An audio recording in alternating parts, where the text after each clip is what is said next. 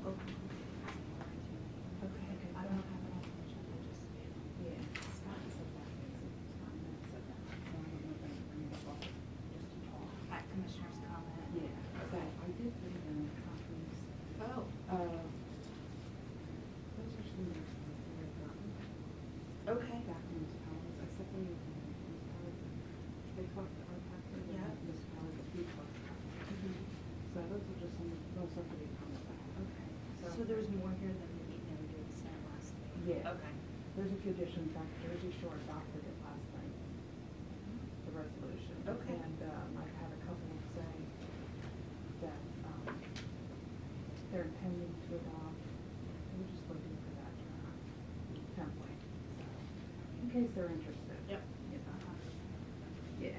Thank And you. I can, we'll stick with them just in case they have questions. Okay. Sounds good.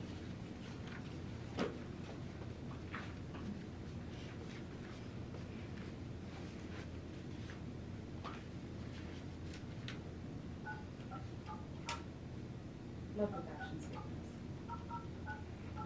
It's hard to get facial expressions. Is she gonna have big eyes? Yeah. Nobody can see when I'm sticking my tongue out at them, so, You got food and tea. yeah. Mm-hmm.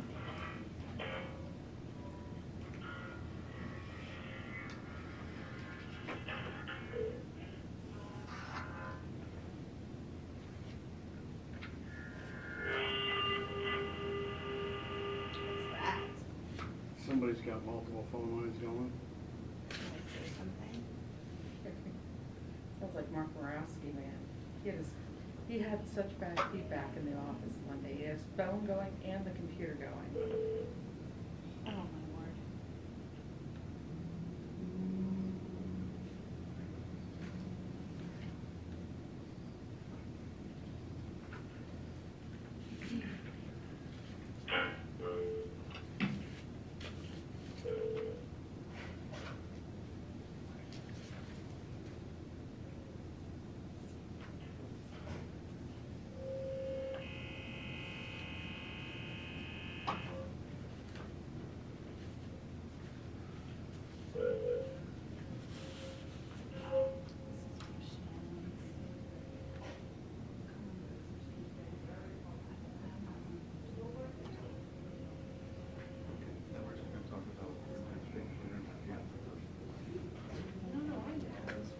Oh, no, that's my personal, that's right.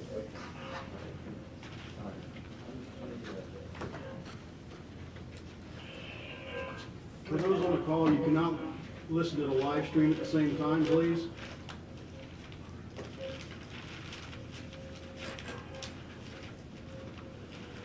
Figure that out, that's when we don't know. I can't control it. You cannot listen to the what? The live stream, you can't listen to it and. You got a lot of feedback. Who's all on the phone right now?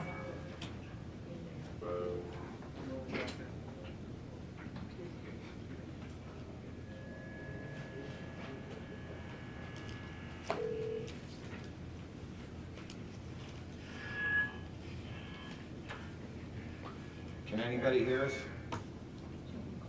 Or is this feedback from here, Jerry? No, it's on the phone. It's on the phone? Why isn't anybody responding? Well, hang up and dial again.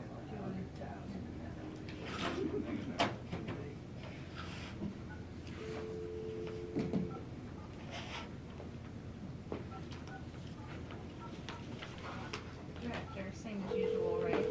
Same one.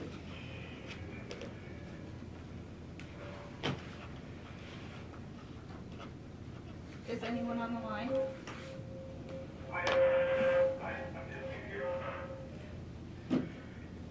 You Whoever's cannot on the line, if you could mute your phone. mute your phone, but you cannot be listening to, you cannot be live streaming, watching the live stream. See, I'm getting feedback.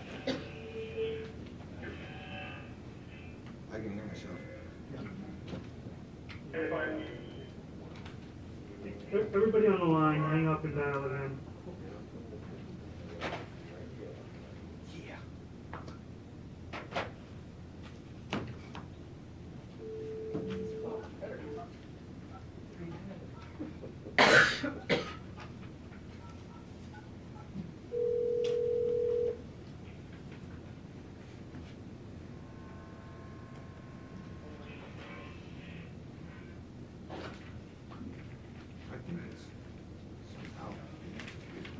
usually put the phone? Do we usually put it It's right closer there. to Eileen? It's usually right on top I of wonder if it's coming from Mute, the. mute our phone and see if it continues.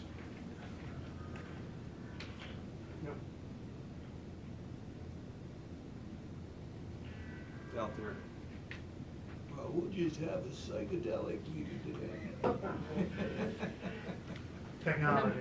Then we'll all go home with a migraine. You're right.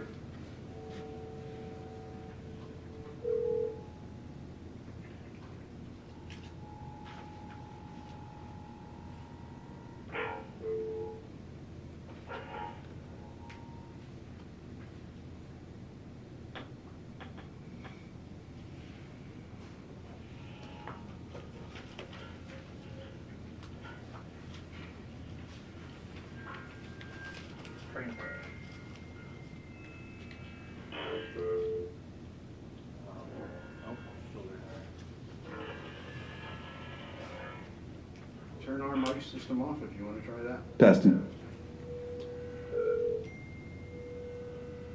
Who's calling in? Should be, it's not actually. Forrest, Ed, there's, yeah, Brooke. There's like 5 or 6 people.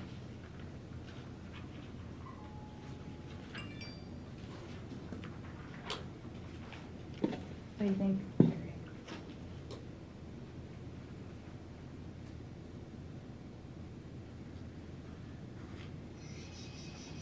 It's worse there.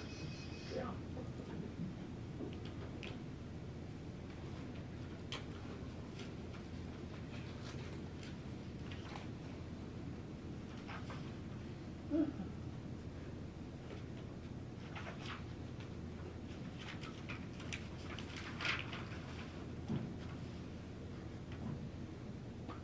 We got another last four keys. Say again? Another last 4. 9-4. Everybody on the line, can you hear me? Okay, we're gonna try another conference number and use 9-4 as the last 2 digits. While you're dialing.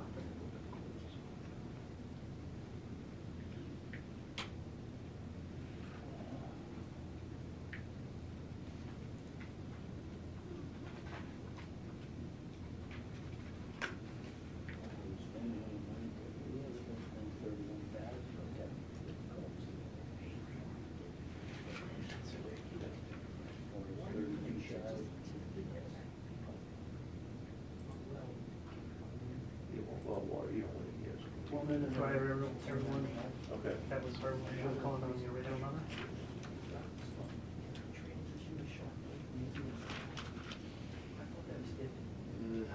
I don't.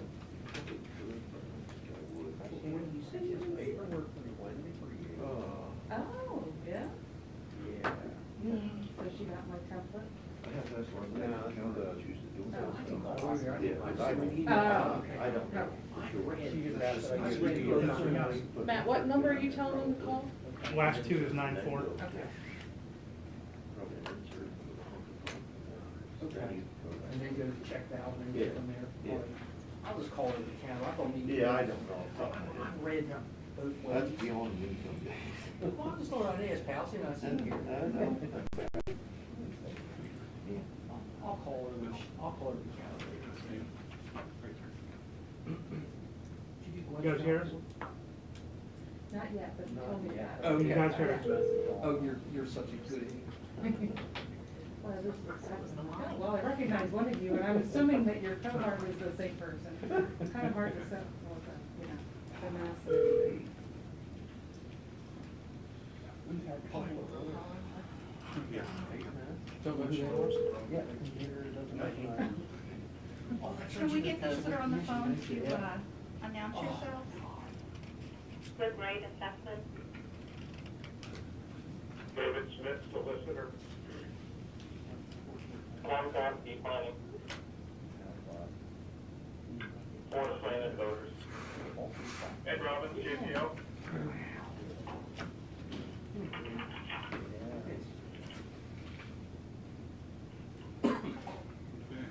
believe we have our technical. I believe we have our technical difficulties worked out now, so we ask you to please stand for our prayer and pledge of allegiance. Precious Lord, this world is full of uncertainty and inconsistency during these times. One thing that is certain and consistent is a mother's love. We celebrate our mothers. We thank you for creating those mothers with a combination of gifts and talents, the sacrifice of self that each mother gives her child, the blessing of times that the mom gives her children, whether she's a stay-home mom or a working mom, their flexibility to do 10 things at once with perseverance and devotion.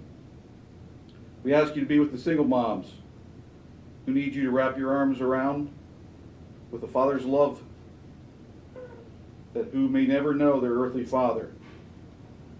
Those moms who never had the honor of bearing children, but whose love and nurturing is priceless to that child, we ask for your strength and grace. May we honor our moms and cherish the women who have given us birth and provide their unconditional love. You command us to honor thy father and mother, and we do that each day. For those mothers who have passed into eternity, we thank you for their lives, foundations, and love that their children received. Lord, we ask you this morning as we meet, we know that everything is in your sovereign control. We ask you that you keep us safe and from this virus spreading. Protect the people physically and mentally. Reassure us with a calmness that you have promised never to leave us. Guide us through this meeting with wisdom and clarification of what your will is for our community. These things we humbly and in reverence ask in your name. Amen. Pledge allegiance to the flag Flag. of the United States of America and to the republic which stands, one nation, under God, indivisible, with liberty and justice for all. Good morning.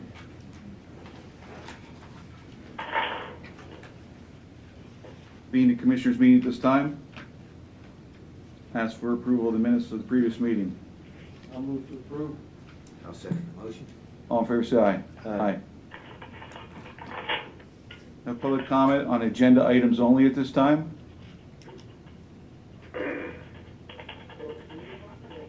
Hearing none. We have no bid openings and no cash requirements report today. So we'll move on to 2.0. We'll start with 2.1. Director McDermott has a special recognition for Veterans Affairs.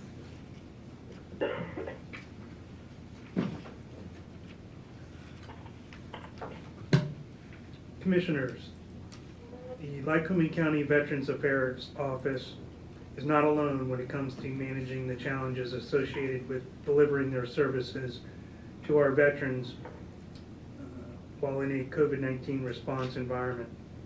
The governor's stay-at-home order halted the 3 April 2020 delivery of the flags that honor over 18,575 veterans in 133 cemeteries within Lycoming County. At that time, any new delivery time was unknown. With only 720 flags on hand, the Lycoming County Veterans Affairs Office desperately reached out to other counties to find the flags they needed.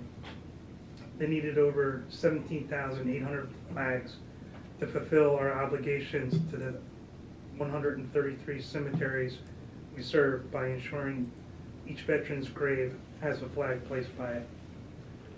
The quick-acting Lycoming County Veterans Affairs were successful in securing the required much-needed flags from Tioga County and Cumberland County.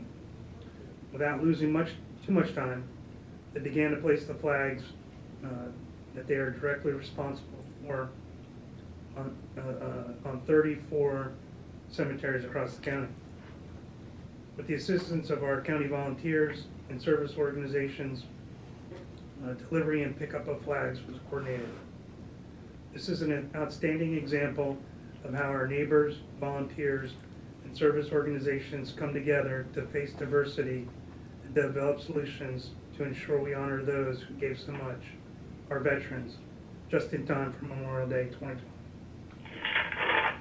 And I want to thank Ron Palst and the veterans for getting this work accomplished. I read last night that out in the western part of the state, there's going to be veterans graves will be without flags this year, which is very, very sad to hear. I know that Ron's been running around diligently because last year and this year I've been involved in the flag process. Our little league down in Toursville, our kids we call Place a Flag for a Hero, and we have our little leaguers show up and we placed 1,600 flags last year, and at the cemetery down in Twin Hills. We'll be doing that again this Saturday. We look forward to doing that. So hats off to the veterans for getting the flags. I'd like to add my thanks to our Director of Administration, Colonel Mcdermott. He served, I believe, in Afghanistan and Iraq, which is pretty tough duty at that time. Do we have any other veterans in the audience right now? Please raise your hand. Okay. And I want to thank you all for your service.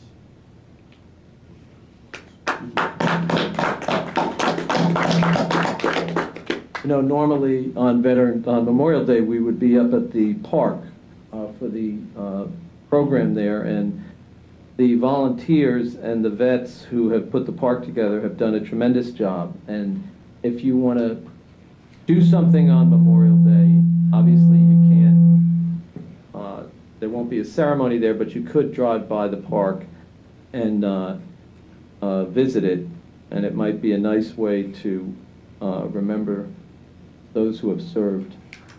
Also, for the families, it's probably going to be a difficult Memorial Day, because usually it's a day when they can go and see the public remembering, and I guess we just want them to know that people will be thinking about their loved ones on that day. The taxpayers have supported that park up there on West 4th Street, Wahoo Drive. And it's an incredible memorial. I don't believe many people go up there and even know what's there, but please spend the time to go up this day and observe what they've created. It is an awesome park. Commissioner, you're correct. This board and the last Board of Commissioners have used Act 13 legacy funds to provide money for the wall and for the well that was built, and some other things. So.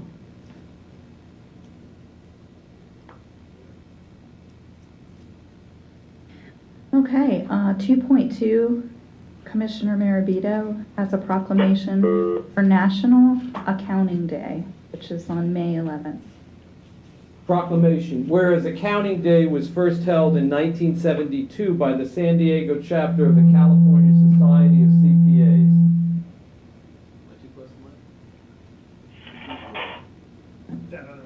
Get the... Okay. Some remember the Institute of Management Accountants as the original organizers of the event. And whereas accounting is vital to every business out there, without accountants, people would not be paid promptly. Remember, some technical difficulties here. Nor be able to understand their debits and credits. Even with an accountant, these can still be hard to understand. Accounting is work that is not something many people enjoy. Accountants enjoy the prospects of so much that they form their whole career around managing numbers and company finances. And whereas Accounting Day is not only about those who are already in the profession,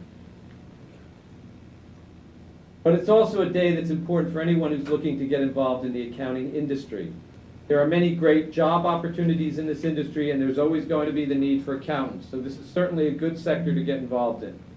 Some of the skills that are required in order to become an accountant include proficiency in IT, interpersonal and communication skills, team working ability, ability to manage deadlines and organizational skills, business interest and acumen, ability to reflect on your own work, as well as the broader consequences of financial decisions, integrity, and self-motivation. Now therefore, the Board of Commissioners of the County of Lycoming proclaim Monday, May 11th, 2020 as Accounting Day. In witness whereof we've set our hand and seal the 11th day of May 2020, County of Lycoming, Scott L. Metzger, Chairman, Tony Armistead, Vice Chairman, Richard Marabito, Secretary. This is part of an effort that we are doing as a board to recognize all those who work in the county, and also as a way to encourage young people in our community to think about various jobs that they can apply themselves to. And some of those jobs they could apply at the county. But we want to thank our accountants. They're not here today, but the accountants both in our fiscal department and in the controller's office. Thank you. And for the accountants out in the public, my father-in-law being a retired certified public accountant, 44 years, I know that from the time that the clock strikes midnight on January 1st through April 15th, they more or less are married to their business. And they're there night and day, and sometimes actually sleep at their offices. And my personal accountant's been very helpful through the COVID crisis. I reached out to her to see what programming's out there for and funding that's out there for the state and federal governments. She's been very helpful to getting me information for small businesses and programming out there that I can pass along to the public.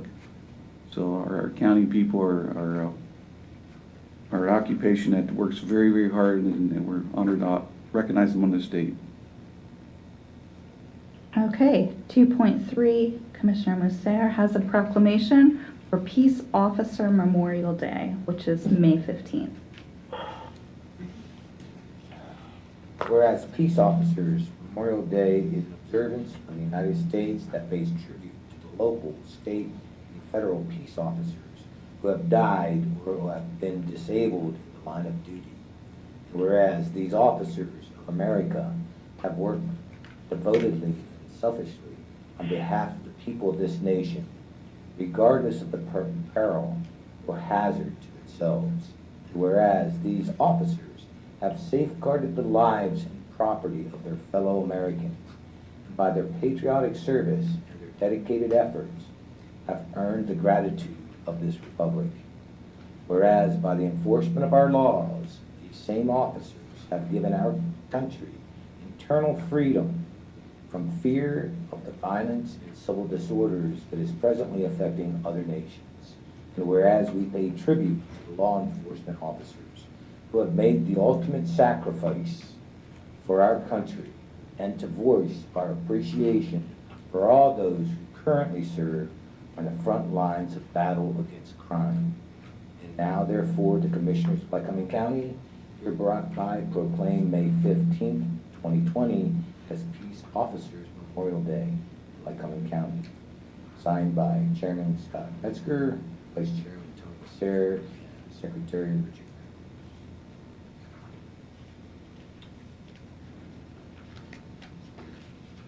I want to thank the peace officers out there. That would include the sheriff's office and the probation staffs. They're recognized as peace officers, and the dedication that they give to our county and community is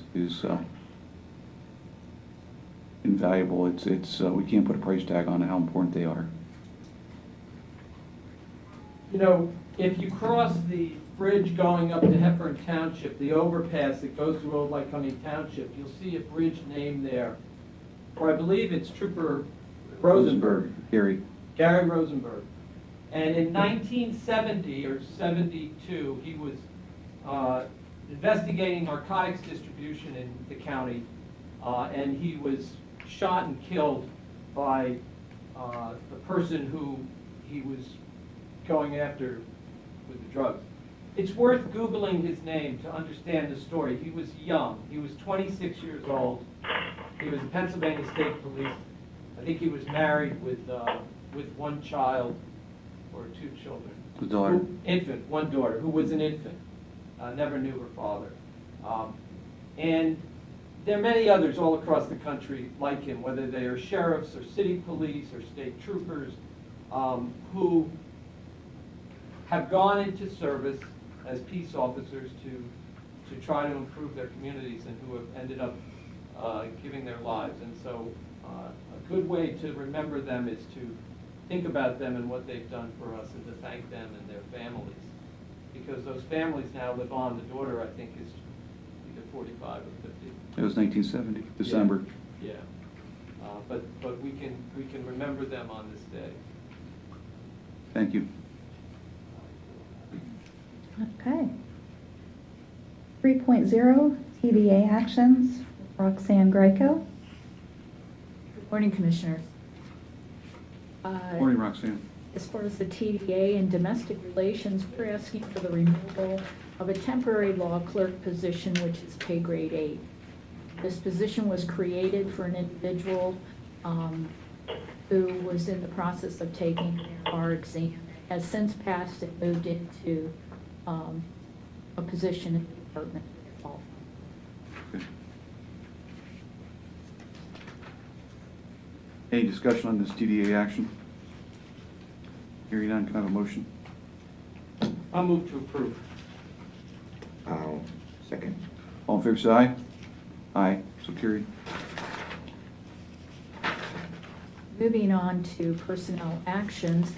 In the District Attorney's Office, Jennifer L. Connors as a full-time replacement paralegal, pay grade 7, $18.08 per hour, effective May 21st, 2020. In the Juvenile Probation Office, Robin Kaiser as a full-time replacement, which is a promotion, to a clerk 4, pay grade 5, $15.73 an hour, effective May 17th, 2020. So these are two replacement positions. Correct. Any further discussion? I have a motion to approve. I'll move to approve. All in favor, say aye. Aye. Aye, so carried.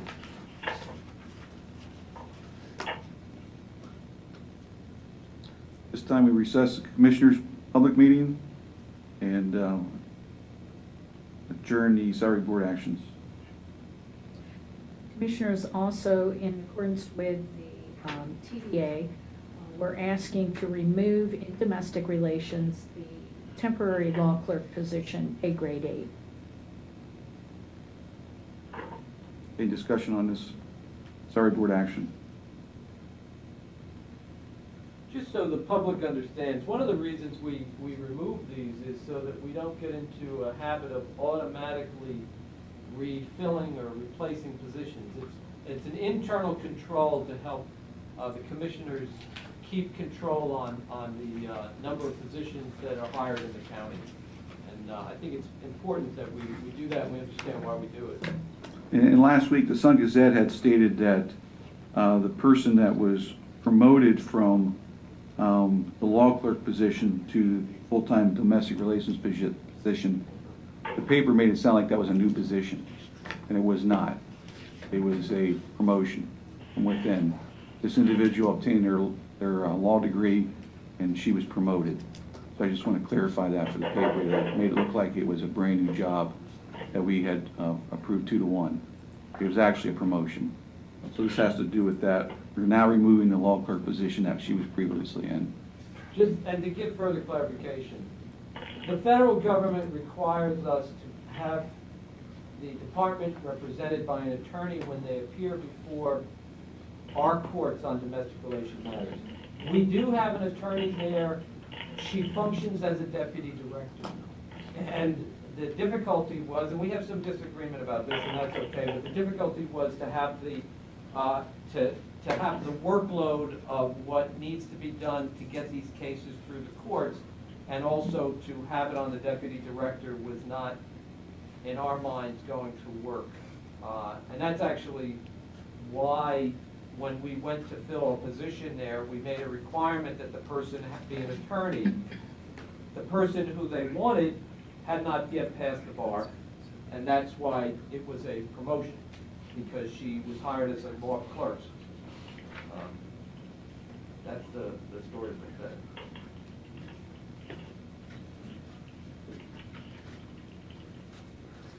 I have a motion to approve the salary board action.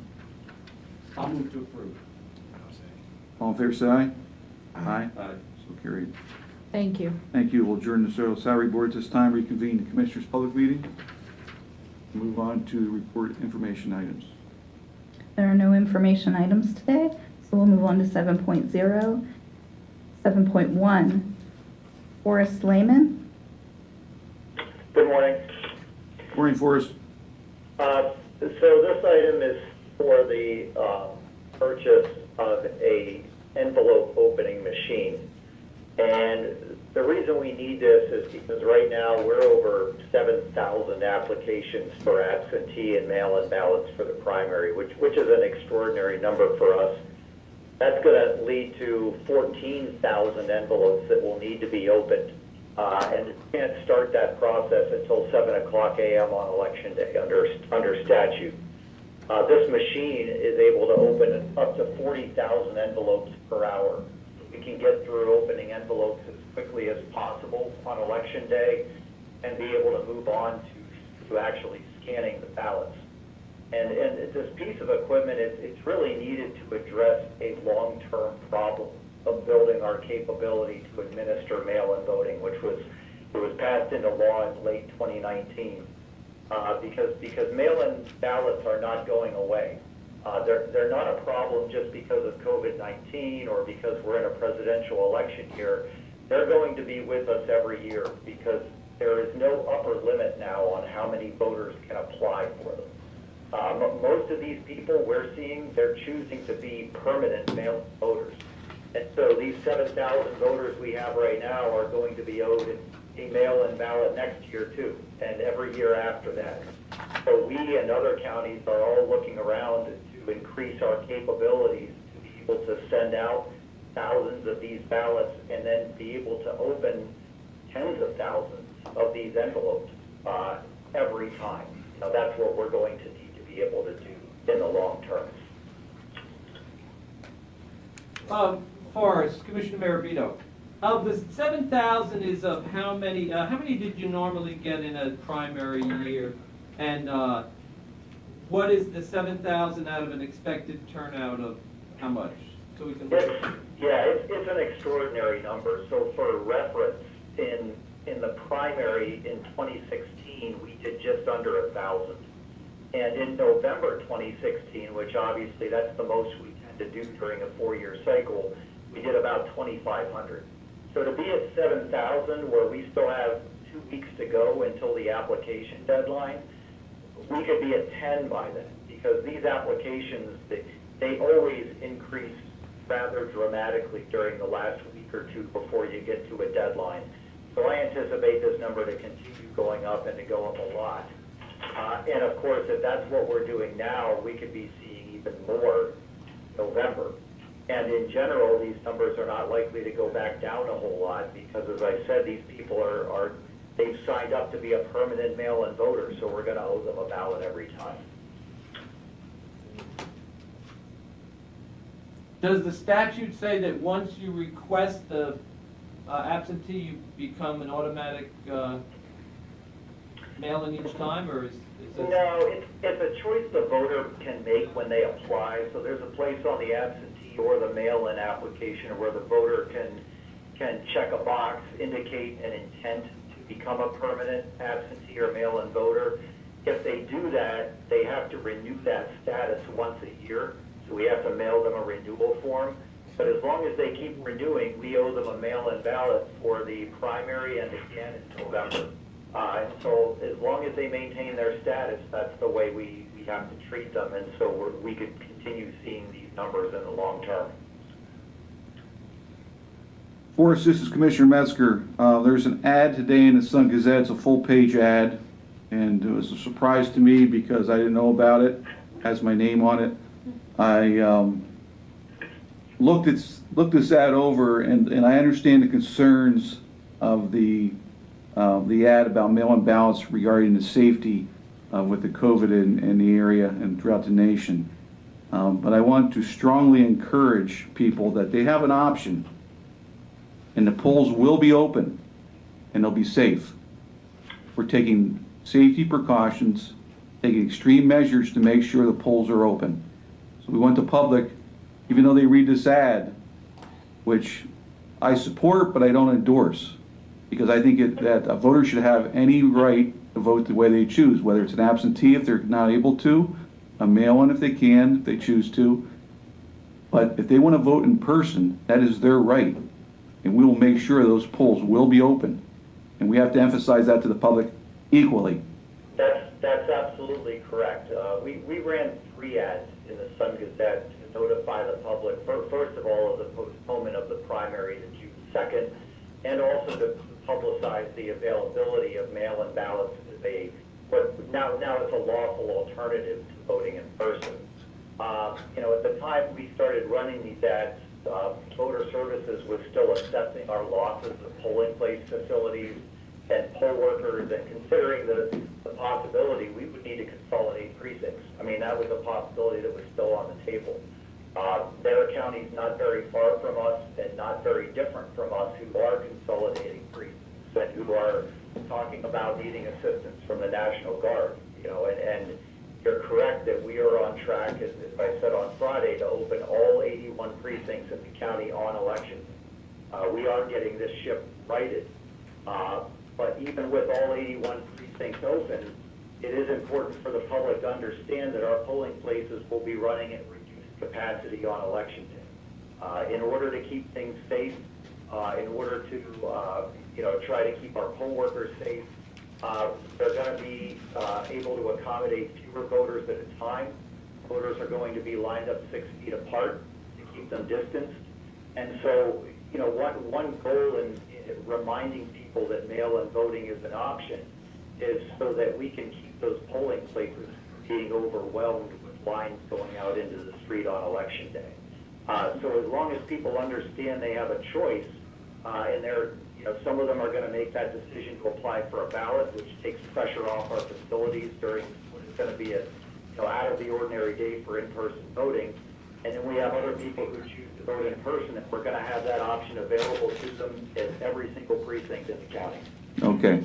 We just want to make sure the public's aware that the polls will be open, they will be safe, and people have an option. Yes, and there is a plan. We're going to run an ad to make the public aware of what their in-person voting is what that experience is likely to be like on election day, very close to the election. Because we want everybody to be aware, first of all, that all the precincts are open, but also just to be aware of how their experience might be a little different than usual and what they should be prepared for. Okay, thank you. And I'm going to add that I was a little offended by this ad myself. With the second paragraph that was in bold, apply for your absentee ballot or mail-in ballot as soon as possible. Do it for yourself. Do it to show consideration of and appreciation for the health of the poll workers who staff the county's polling places on election day. Do it for the well-being of the entire community. See, to me, I know just as many people who want to be at the polling place because they feel secure. They feel that their vote does get counted. We as commissioners all agree that the mail-in ballots are very secure. There are a few flaws with it, but for the most part, we believe they're very secure. But I don't want anybody to read into this paragraph as you could, that if you go to the polling place that you are inconsiderate, that you're not protecting the community. That is not what this message was meant to be. At least I hope not. And before we send out any, and I'll put every department on warning now, before we send out any advertisement, it better come through the desk of the county commissioners so that we're not slapped in the face when we see something like this. What advertisement are you talking about? Not to interrupt. So there was never any intent for the message to be taken that way. We're trying to make voters aware that mail-in voting it's a lawful product. It has a unique role to play in this circumstance. The goal here has been to make people aware of it, let people know that it's an option for them if they want to stay home and be safe. And that, ultimately, if they choose to vote in person, we've taken every precaution for that. But people who choose to vote by mail, not vote in person, are going to help reduce the overall strain on our polling places on Election Day. If we had everybody going to vote in person, and we had pictures of lines going out into the street, those are the kinds of things that get reported on in the media too. And we would be criticized for that. And so we're trying to, walk a fine line here to make people aware it's an option, so that our polling place operation is under control, in what is going to be a very different environment, where our poll workers, they are going to have trouble, managing that long line. They're going to be trying to keep up. They're going to have new jobs they need to do out at the precinct, trying to, manage their PPE and disinfect frequently used surfaces. It's going to be challenging for them. And so the goal throughout has been to try to keep in-person voting as manageable as possible for them, because it's going to be an extraordinary day that they're going to have. This is to answer the question that came from someone in the public here. This is the ad that was, or the notice that was in the Sun Gazette today, and it's signed by the Board of Elections. And Forrest, I just wanted to let you know that we're not criticizing you for this. That's not my point, okay? Because it is going to be a difficult election, and we know that.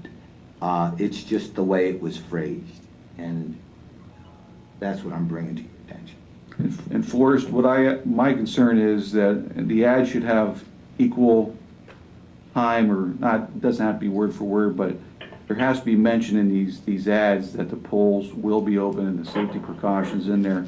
It makes no mention about the polls at all, about the precautions, the safety measures, and any future ads have to have all three listed. It has to have absentee, it has to have mail-in, it has to have the polling place that they're safe. We have to make sure that they all are equally represented. There are no more ads planned at this time. The one that would run close to the primary is going to be past the deadline to apply for a mail-in ballot, and it's going to deal exclusively with in-person voting and the details of what the public can expect when they go to vote in person.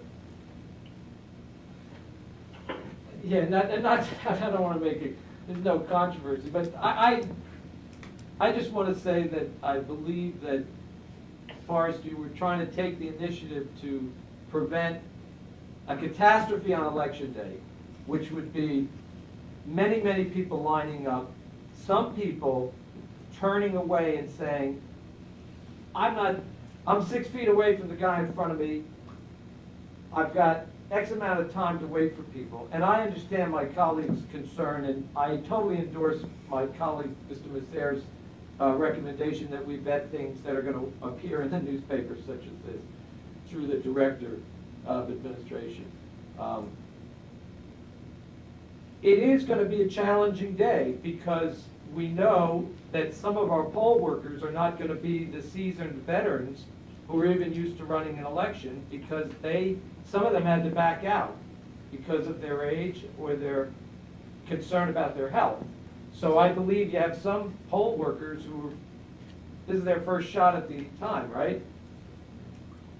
That's right. Yeah, so to the extent that we can, obviously people should know the polls are open. The big change that this notice is trying to tell people is in the past you had to have a reason to have an absentee ballot. Yeah. The state legislature changed that, and you no longer have to have a reason. And part of what, as commissioners in the Board of Election, we're trying to do is educate the public about it. And certainly we can put in the, well, as you said, in the next notice that comes out, you'll be telling people, I presume, that when they get to the polls, expect this, this, and this. The polls are open. And The it's next all advertisement will be all about in-person voting, because the absentee application deadline will have passed. And so there won't be anything left to say about that. It's going to describe exclusively that, this is what to expect at your polling place that is going to be different than usual. I guess what I've said repeatedly is the virus is not a reason not to vote.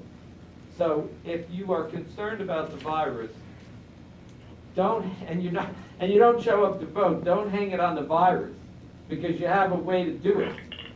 So I'd like to go back to the motion. Yeah.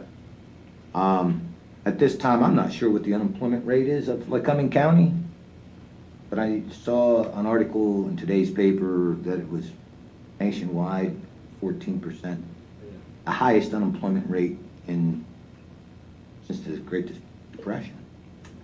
So I will not be voting for this $16,343 piece of equipment. I think if I looked at it, you could open 60 letters, envelopes at an hour, times 8, there's 480. Do the math, okay? If you had 10,000, you'd need 20 people to open it up. Open all the envelopes, pay them $15 an hour, you got $9,600 part-time, okay? Versus, I know it's only 1 year, but people could use money, okay? Instead of technology and then a $2,300 annual maintenance fee, let's put some people to work, you know? We've got to open them anyway. So, comment.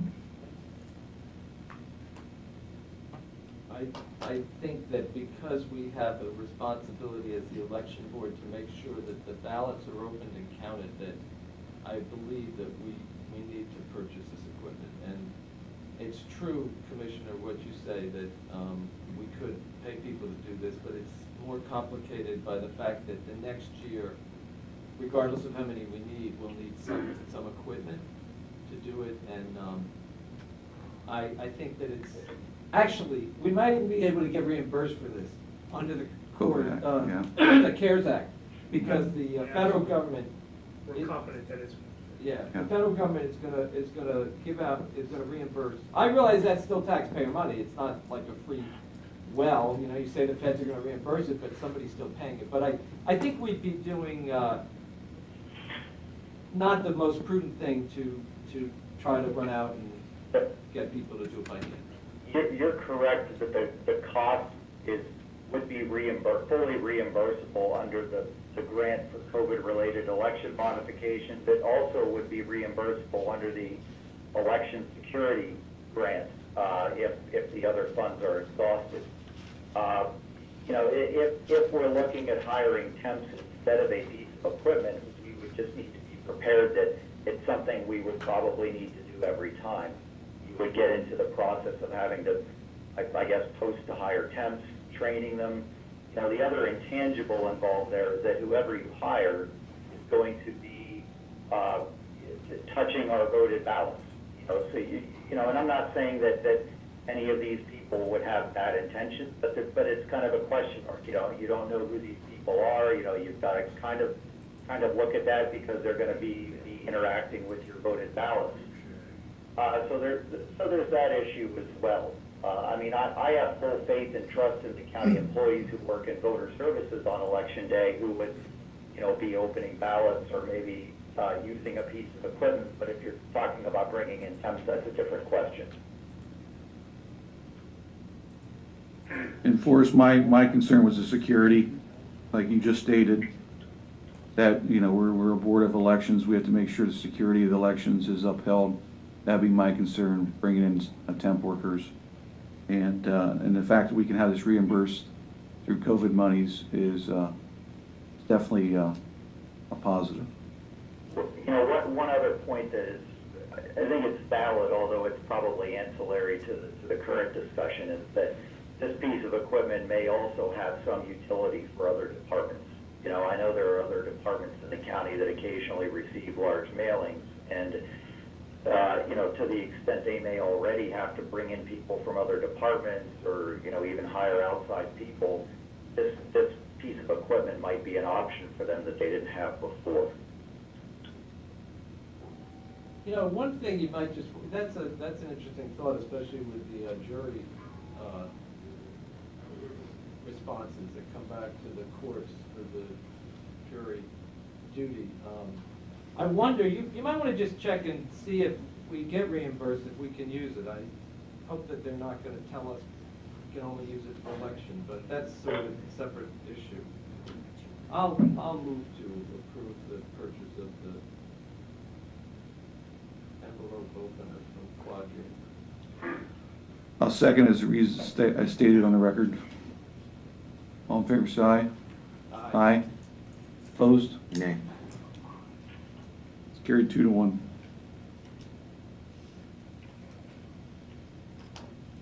Thank you, Forrest. Thank you. 7.2, Ed Robbins, agreement with Erie County Children and Youth Services to provide child welfare services for juvenile probation.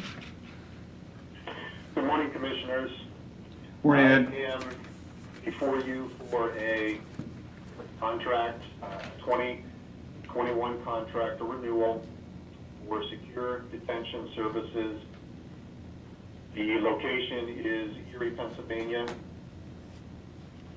The detention services, as you know, are secure environments for youth to prevent them from absconding or to protect the community. As the commissioners know, this is in Erie. It's quite a ways away, but we have had too many instances, not only for our staff, but also for the courts, where we just haven't had detention beds available when we pick up a youth that has a bench warrant, for instance, or a pickup order. And the result is we've contracted with several different providers across the state to provide us secure detention services, so that never happens, so that we always have an available bed. We have never placed a youth at Erie. We don't have anybody there now, but it is a fail-safe option for us in case, like right now, a number of our providers are not accepting any referrals, so we have to have places to put these dangerous kids or those kind of kids that are going to abscond. So that's why this contract is in front of you. There's a no rate increase request from them, and I would urge you to approve. Mr. Chairman. Any discussion? Yes. Quick question. Mr. Robbins, can you give us just a quick hypothetical sketch of the type of youth that we would be sending there? When you say detention, explain for the public a detention warrant and the type of youth and what they would have possibly have done. Sure. I will give you an example that's not hypothetical. It's an actual case that occurred with us a couple years ago. We had a young man that the court had placed in a residential facility. He had committed an armed robbery.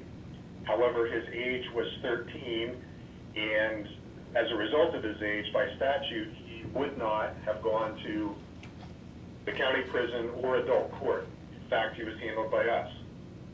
We had had some experience with this young man, some prior contacts, and not only our office, but the court felt he needed residential treatment. He progressed reasonably well through that treatment, and at the 6-month mark, we decided to give him a home pass, and during that home pass, he absconded. We immediately filled out paperwork for a bench warrant, and he was picked up 2 or 3 weeks later by local police. At that point, we did not have any detention space available to us with the contracts that we had. So we had to put him on electronic monitoring house arrest, which he quickly cut off the monitor and absconded again. When we caught him 2 weeks later, we had a bed space available, and he was detained and returned to his program. So the type of kid is going to be a dangerous offender. It's going to be a felony offender, and/or it's going to be a case that we need to keep in a facility until we can get them into residential treatment or a program somewhere. Thanks. By the way, what are the fees, just for the public that doesn't have the document in front of them? Anticipating you would ask, the contract that we're asking your approval on is a $250 per day. I can share with you the other contracts if you like. Sure. The closest contract for detention detention facilities is the Central County's Youth Center. It's over in Bellefonte. That's $270 a day. Northampton is roughly 2 hours, 20 minutes away. That's $265 per day. The Abraxas program in South Mountain at the bottom of the state, 3 hours away, and at Morgantown, again 3 hours away below Lancaster, is $305 per day. And then Mid-Atlantic has secure facilities that they just opened up several months ago, either late 2019 or early 2020. Their secure detention space costs $333 per day. Thank you. You're welcome. Any further discussion on this action item? A motion to approve it? So moved. I'll second. All in favor, say aye. Aye. Aye.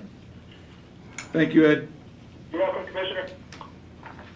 3.3, Jerry Kennedy, approval 1 year VMware AirWatch Workspace 1. Morning, Commissioners. This Morning, is Jerry. a 1-year service and support renewal for our VMware systems. We were actually able to obtain a $3,200 savings by switching to another vendor who was willing to go to bat for us and get a little bit more of a discount by combining our contracts under a CCAP agreement.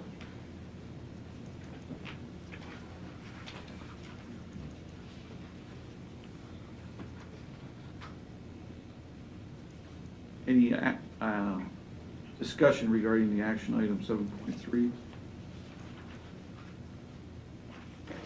Motion to approve it? One question. Okay. I don't think I caught this in the, explain a little bit what the VMware does and why it's critical for us to spend almost $32,000. VMware is a virtualization software that allows you to take highly efficient hardware platforms and crunch a whole bunch of Windows servers into a small hardware footprint. If we should go back to the old days of hardware servers for every server that we own, which is roughly about 70 or 80, that's about $20,000 per server, times that 70 or 80, times that every 5 years, it exponentially saves money in the long run. So this software is integral to our ability to run those virtual servers that we do Correct. at 911 and Livestock Absolutely. BPS. Yep. Got it, okay. It's the software backup that's enabling you to create that. Not exactly a software backup, but it's, Oh, no, not a backup, but I mean- it's the underlying Software, yeah. process, the underlying Okay. supporting infrastructure. All right. And Commissioner, this is an item that's in the 2020 budget, other line items. Yep. Okay. Motion to approve. I'll move to approve. I'll second. All in favor, say aye. Aye. Aye. So carried. Thanks, Jerry.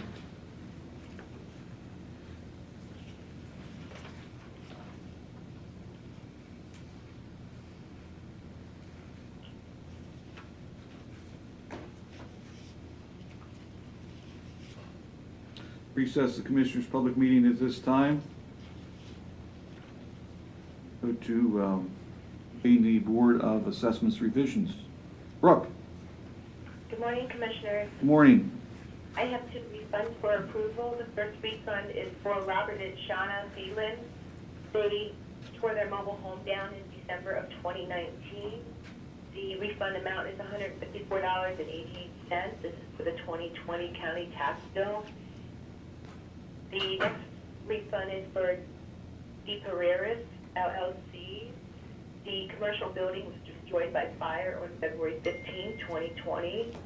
The refund amount is $709.94. Okay, Brooke, that's pronounced the Paris. Thank you. Okay.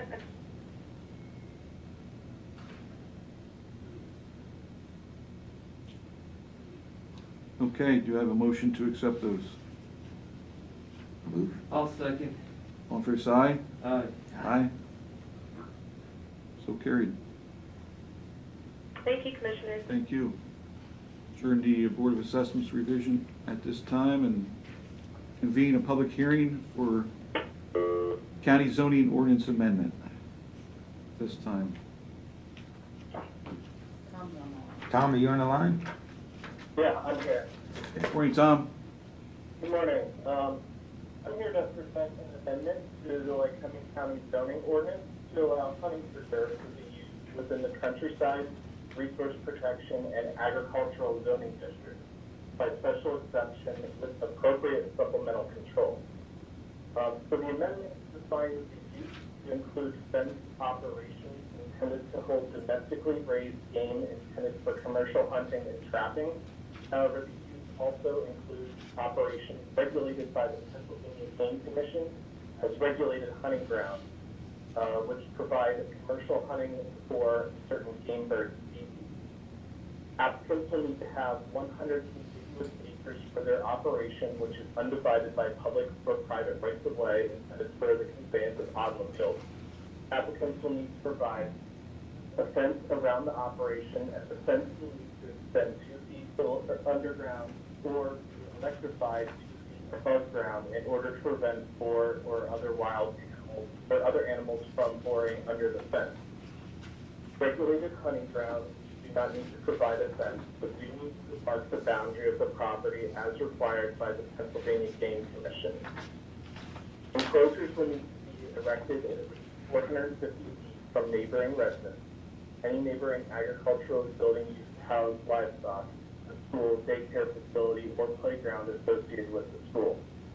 Commercial hunting operations can only operate from sunset to sunrise. The owner will have to provide any required federal, state, or local permits needed for the use. The use will be allowed in structure for lodging guests and for conducting business. A butcher for this hunting preserve customers may be allowed as an accessory to the hunting preserve use. A general site plan is required for the special exception applications. So for some information on the background behind the process of the amendment, over the summer, a landowner approached us from Muncie Township interested in erecting a fence around his property in order to operate a hunting preserve on his property. It quickly became apparent that we did not provide for the use in the ordinance and that amendment to the ordinance would be needed to rectify the situation. We discussed the use with the township, and later in August, we discussed the use with the Lycoming County Planning Commission, decided to form an ad hoc committee to discuss the use and appropriate supplemental controls. We also contacted representatives with the Pennsylvania Game Commission and the Pennsylvania Department of Agriculture to determine how they would regulate these uses. After the ad hoc committee met and ordinance language was drafted, we took the proposed amendment to a public meeting on October 24th in the Trade and Transit Center, designed to get feedback from the municipalities within the county zoning partnership to gauge their feelings on the proposed amendment. After the discussion, minor changes to the ordinance were made. The ordinance amendment was presented at the November 21st County Planning Commission meeting, and the Planning Commission voted to recommend approval of the ordinance amendment by the Lycoming County Commissioners. The amendment was sent to the partner municipalities for review and comment, and as is required by the ordinance. All municipalities who responded indicated that they had no comments on the proposed amendment. The amendment was presented at the January 23rd public hearing and Commissioners meeting held prior to the meeting was attended by a neighbor of a potential applicant who expressed concerns related to the proposed ordinance and the inclusion of the use within the countryside district.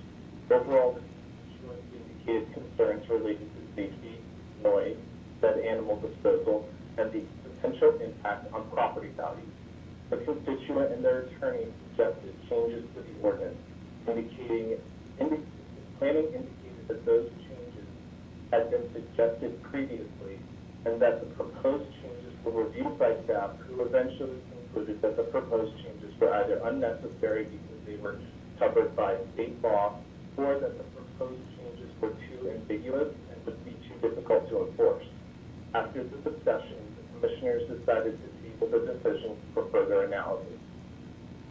The polling department conducted additional analysis to determine if the use was appropriate in the resource protection, agricultural, and countryside zoning districts by examining density in the 3 proposed districts. The analysis indicated that all 3 districts contained significant amount of land that could reasonably support a hunting preserve, but that there were also parts of all 3 districts where a hunting preserve could have an adverse negative impact. The amendment was re-advertised for early April and was postponed due to the pandemic. The amendment was rescheduled for May 12th, and it was advertised on May 2nd and May 5th. Throughout the amendment process, some concerns about potential impacts to the neighborhoods surrounding any proposed hunting preserve use were raised. However, it was determined that those issues could be addressed in the special exception process, and that the zoning hearing board could attach reasonable conditions to mitigate potential issues, or they could deny the use if they determined that the use was not compatible with that particular neighborhood. County Planning received a document titled Petition Against Hunting Preserve on September 16, 2019. The petition was signed by 58 individuals. The petition stated the following: We, the residents of Muncie Township, adamantly oppose the formation of an additional hunting preserve in Lycoming County as proposed by Pipeline Ridge. Stacy Fry, the owner of Pipeline Ridge, intends to operate this hunting preserve on a hillside overlooking Pennsdale and the surrounding areas on properties owned by both Stacy L. Fry and John R. Fry. As a community, we feel it's necessary to voice our opposition for the following reasons. 1. Safety hazard. Stray bullets from high-powered rifles can travel more than 3 miles. 2. Noise pollution. Rifle reports would be hard to hear around us. Rifle reports would be heard year-round at all hours. 3. Environmental impact. Deforestation and erosion from continuous animal and vehicle stress on the landscape. 4. Property depreciation. Neighboring properties may experience a decline in value with 0 benefit. After rescheduling the public hearing, we requested the public to submit comment via email regarding the amendment process, regarding the amendment due to the pandemic. The following emails were sent to the commissioners or myself. From Representative Mark Everett. We oppose the zoning amendment allowing hunting preserves in the countryside zoning district. Hunting preserves should be in the resources protection and possibly agricultural district. The countryside district is designed to permit residential development at densities that are consistent with the maintenance of a rural countryside character. That is not compatible with a hunting preserve. We have lots of open space in Lycoming County where a hunting preserve is appropriate. Allow and regulate them there. Regards, Scott. This next email was sent to Mark Everett from Bill and Sue Keller and was part of the previous email chain. Attached is an information letter that Bill and I wrote to make sure the Lycoming County Commissioners could hear from anyone that lives in Lycoming County at their April 2, 2020 meeting. The Commissioners suggested that we do numbers in emails since we are trying to stay home because of the virus. We do not wish to have the zoning changed to allow a hunting preserve in countryside zoning. Please help us in this campaign.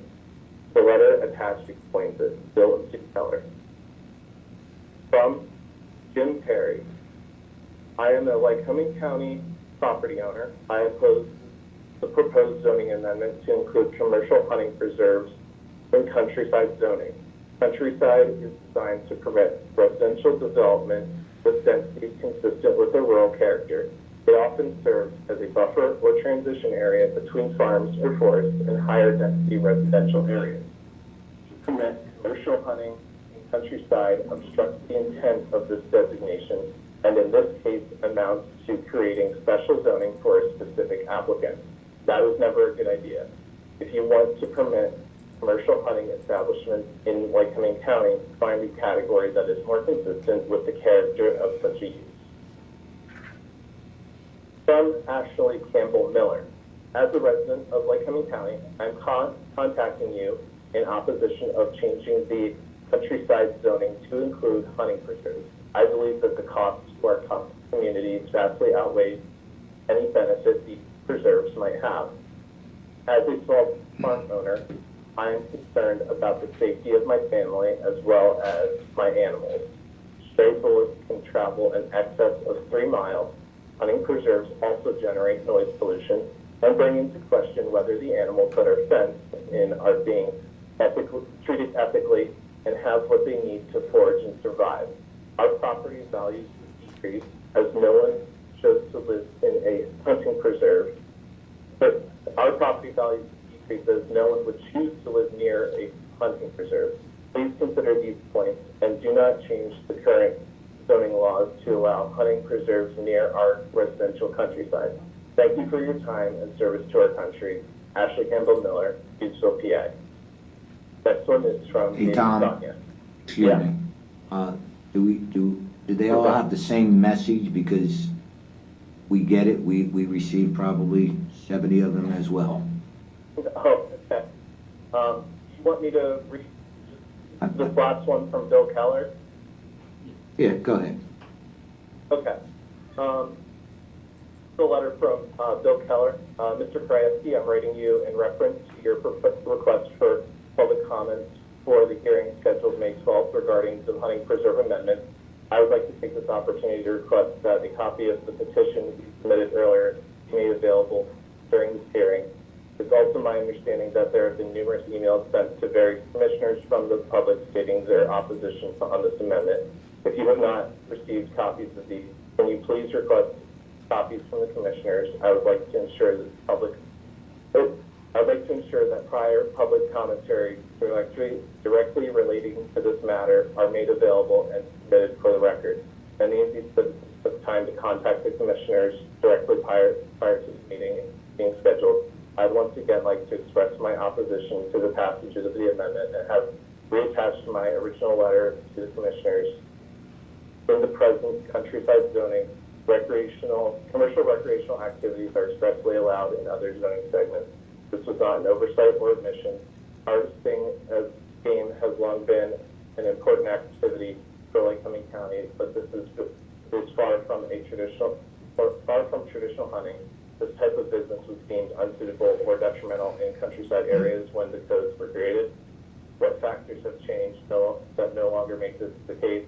In looking out for the safety of ourselves and others, we will be unable to attend this meeting due to COVID-19. Thank you, Mr. Faith, Bill Keller.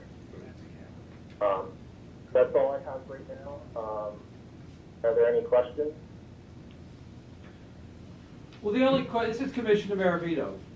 The only question I have is a procedural question. If the commissioners wanted to, by the way, you have a typo in the front page where it says ordinance. It's about the 1, 2, 3, 4, 5, 6, 7th line down. It says and county side zoning districts. I think you mean countryside. No, yeah. Okay. Probably. That could be just so FYI. A procedural question. If the commissioners wanted to have this remove the countryside in this proposal, and I'm not sure whether my colleagues support that or not, procedurally we would need, and maybe this is a question for Mr. Smith who's on the phone, our solicitor, procedurally we would need to make a motion to amend the ordinance? I think that would be the appropriate way to handle that, Commissioner. Okay. We actually asked this question of Mike Wiley, and I think I'm looking for the email right now, but I think he essentially said something along the lines that we would need to re-advertise, but it would only need to be re-advertised once, 10 days ahead of time. I'm trying to find the email to give you the exact information that he said.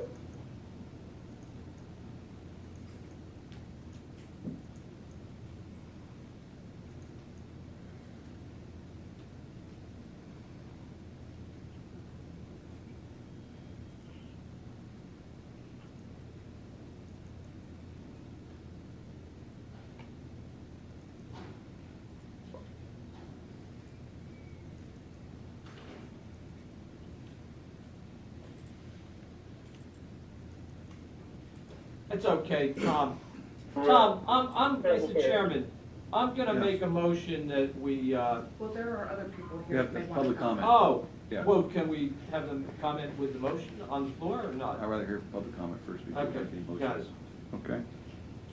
So at this time, Tom, you have anything else?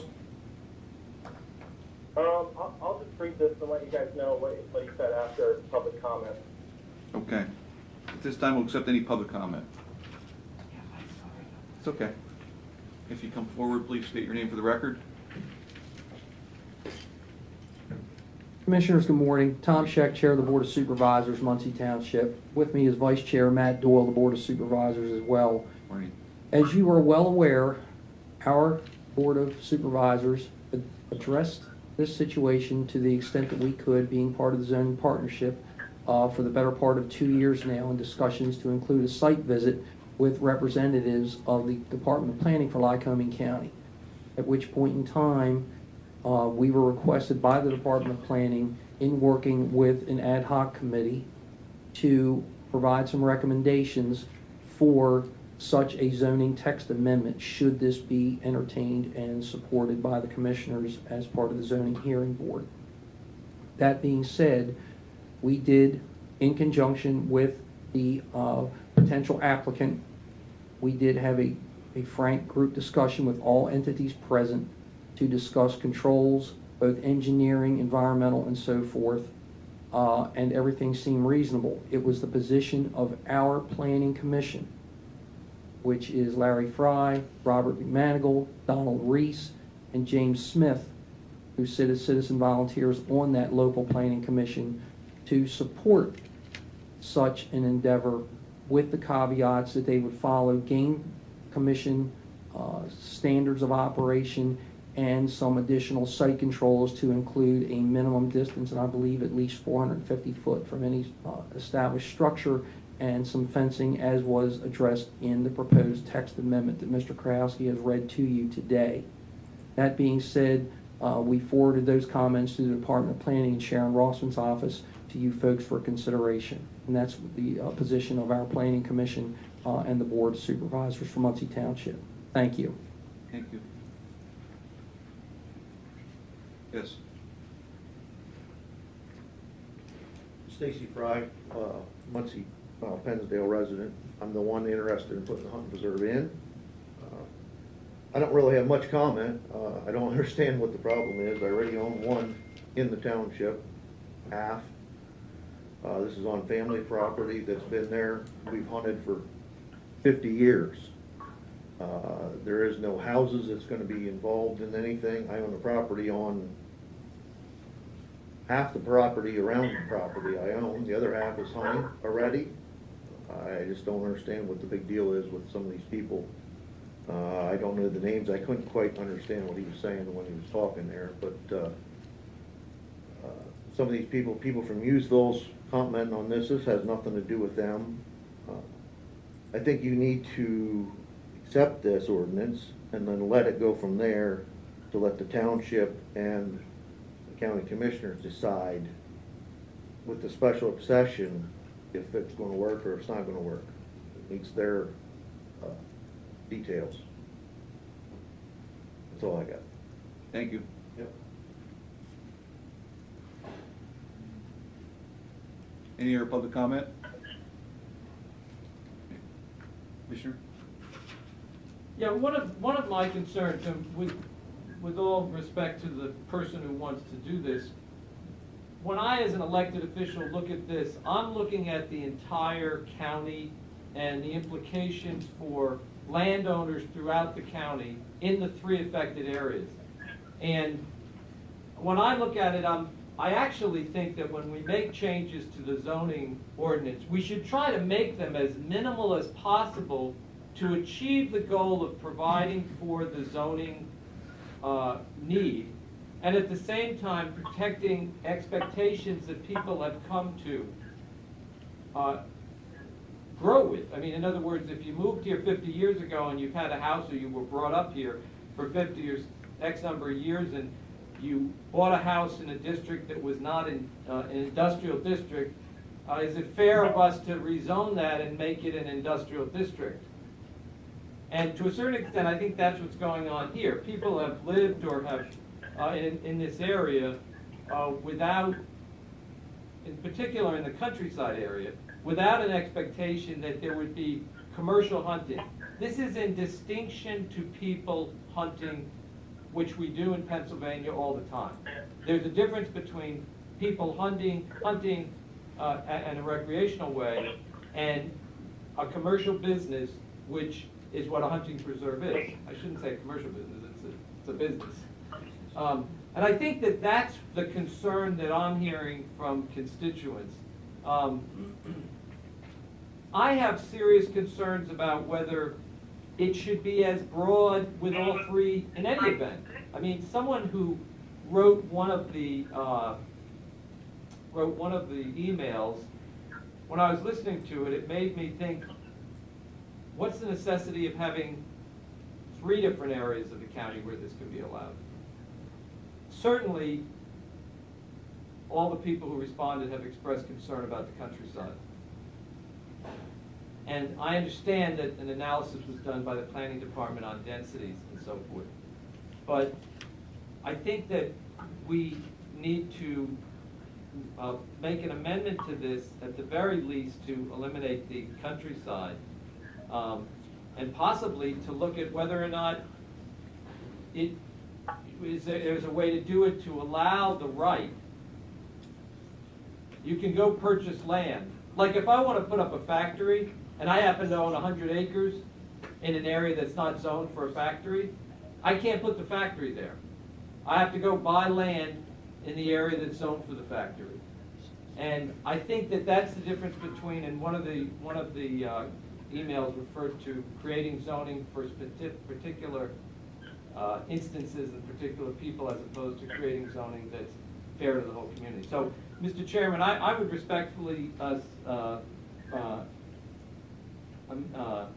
move that we, at the very least, amend the ordinance to exclude the countryside and have a discussion as to whether or not we need to re-look at all the areas that they have. I guess. And I'll tell you what, Mr. Chairman, I won't make that in the form of motion quite yet so that we can have an ability to talk about it. But I throw that idea out. Okay. And I guess, Tom, how many supervisors do you have? 3. Yeah, 3. And so general consensus there was, and I'm sure you've received as many emails and letters as we have. Well, to be honest with you, we've received maybe 2. And I think part of that is, and I want to put the cards on the table, I think part of that is because folks know that we are in the zoning partnership, which we elect, or this board, or a previous board, elected to do many years ago when the partnership was formed. And I understand that. I think one of the questions that hasn't been asked today, and it's sort of the elephant in the room, was that petition researched? Was that petition determined to be from residents of Muncie Township in total? I would dispute that. I questioned some of those addresses and names on there as knowing that they did not live within the confines of Muncie Township. To me, that invalidates the petition. To me, that's deception. Tom? Yes, sir. If this is within our partnerships and we include countryside, they do have a right to object because it could move to their township next. I understand that. However, the preamble to that petition is clear. We, the residents of Muncie Township, read it. That's our beef. Okay. Now, without getting into anything else, because I don't think that's appropriate for this venue, I think the issue is, my question to you folks would be, what other concerns have you received from constituents in other areas that have countryside zoning? Has there been anything else? That's what I actually was referring to. I think that some of the people who sent emails are not from Muncie Township. I understand that. Where are they from? Are they They're from other parts of the county. But are they directly impacted by the text amendment? That'd be my question. Oh, yeah, I think that... Are we sure of that, Rick? I'm not debating it. I understand. I recall, and I'd have to look at all the emails, but I thought I recalled an email from some people who were not from that particular township, but who lived in the county and have countryside in their area. Okay. And that's what I meant That's at the my beginning. question. Yeah, that's Okay. what I meant at the beginning of my remarks, that Okay.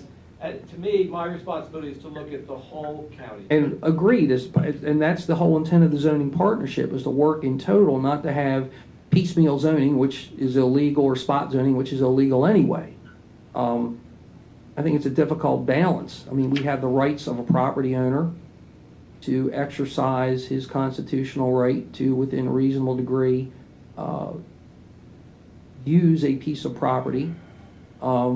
The only other thing that I would have to say from a personal perspective, putting on my citizen hat and taking off my Board of Supervisors hat, is if this is not done, it could theoretically, conceivably go back to traditional hunting, which may or may not be less regulated than it would be if it was a hunting, quote-unquote, preserve, or whatever you wish to tack the name on. That's my only other editorial comment on that. Shannon, so when it says the hunting preserve use as a special exception, explain that. What a special exception means is Tom read the basic criteria. So if you meet this criteria, you can apply for a special exception. That doesn't mean you're going to get it.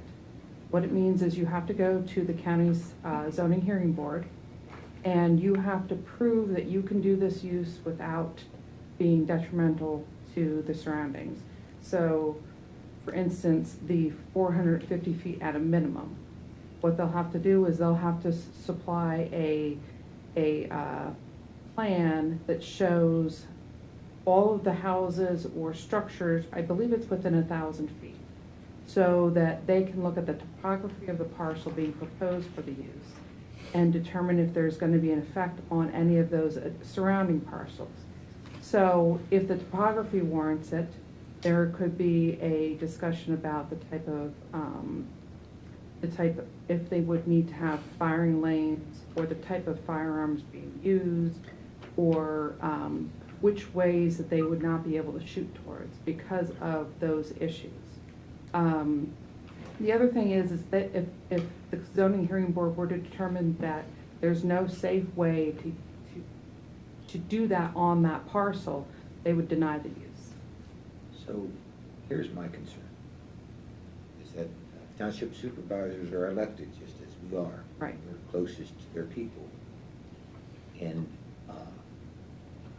I would say, how much input do supervisors have in the zoning hearing board?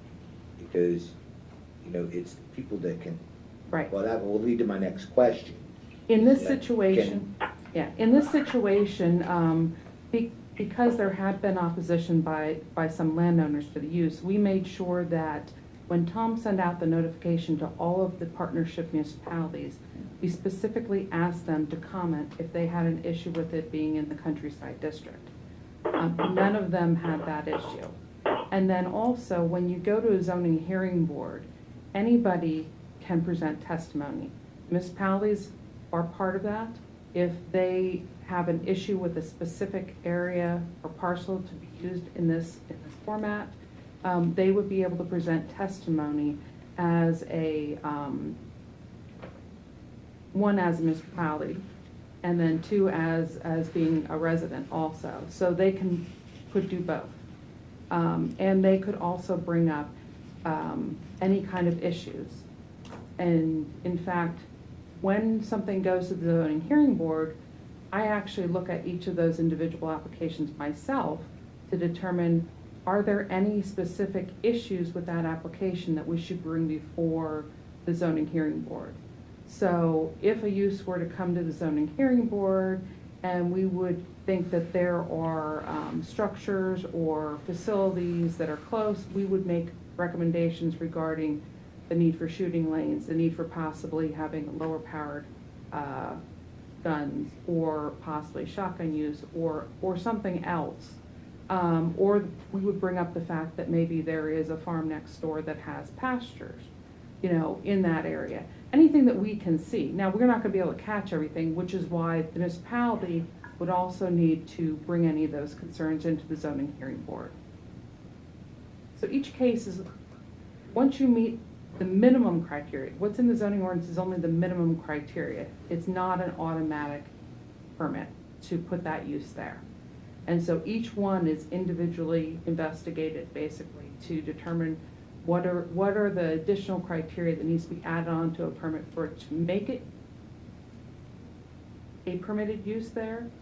Or because of this additional criteria, you can't do it, therefore we would recommend denial of the permit to the zoning hearing board. I have a few things to add. Hang on, Tom, I have a question. Do you want me to go first? Let me ask Shannon my question since she's standing here. Okay. So I believe in December, there was a planning commission meeting Yes. about this. And if I recall, this was all discussed amongst the planning commission members. Yeah, we had a meeting in November. It was discussed amongst the planning commission members. The person one of the major opposition persons was there. We did make some amendments based upon his request. And it was one person that was opposed to the sunny side, the Yes. countryside. Yes. Everybody else was in favor of the countryside, I believe. Right. Okay. Right. I was just trying to recall if that was the accurate. Yeah, yeah, and we did make, because of the comments received from the public and the petition and stuff, we did make some adjustments. One, we added at a minimum 450 feet, so that means the zoning hearing board can go past that. We also added the basically a plot plan so that we could know exactly where buildings are within 1,000 feet of the proposed use. So we added some additional criteria.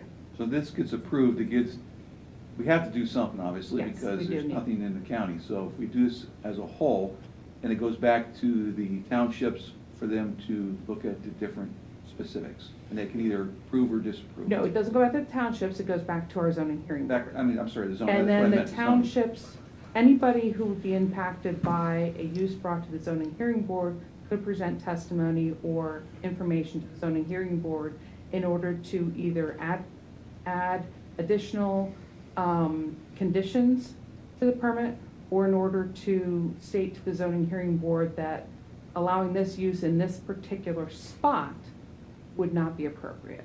Okay. Yes, I do have one more question. I'll address it to Tom.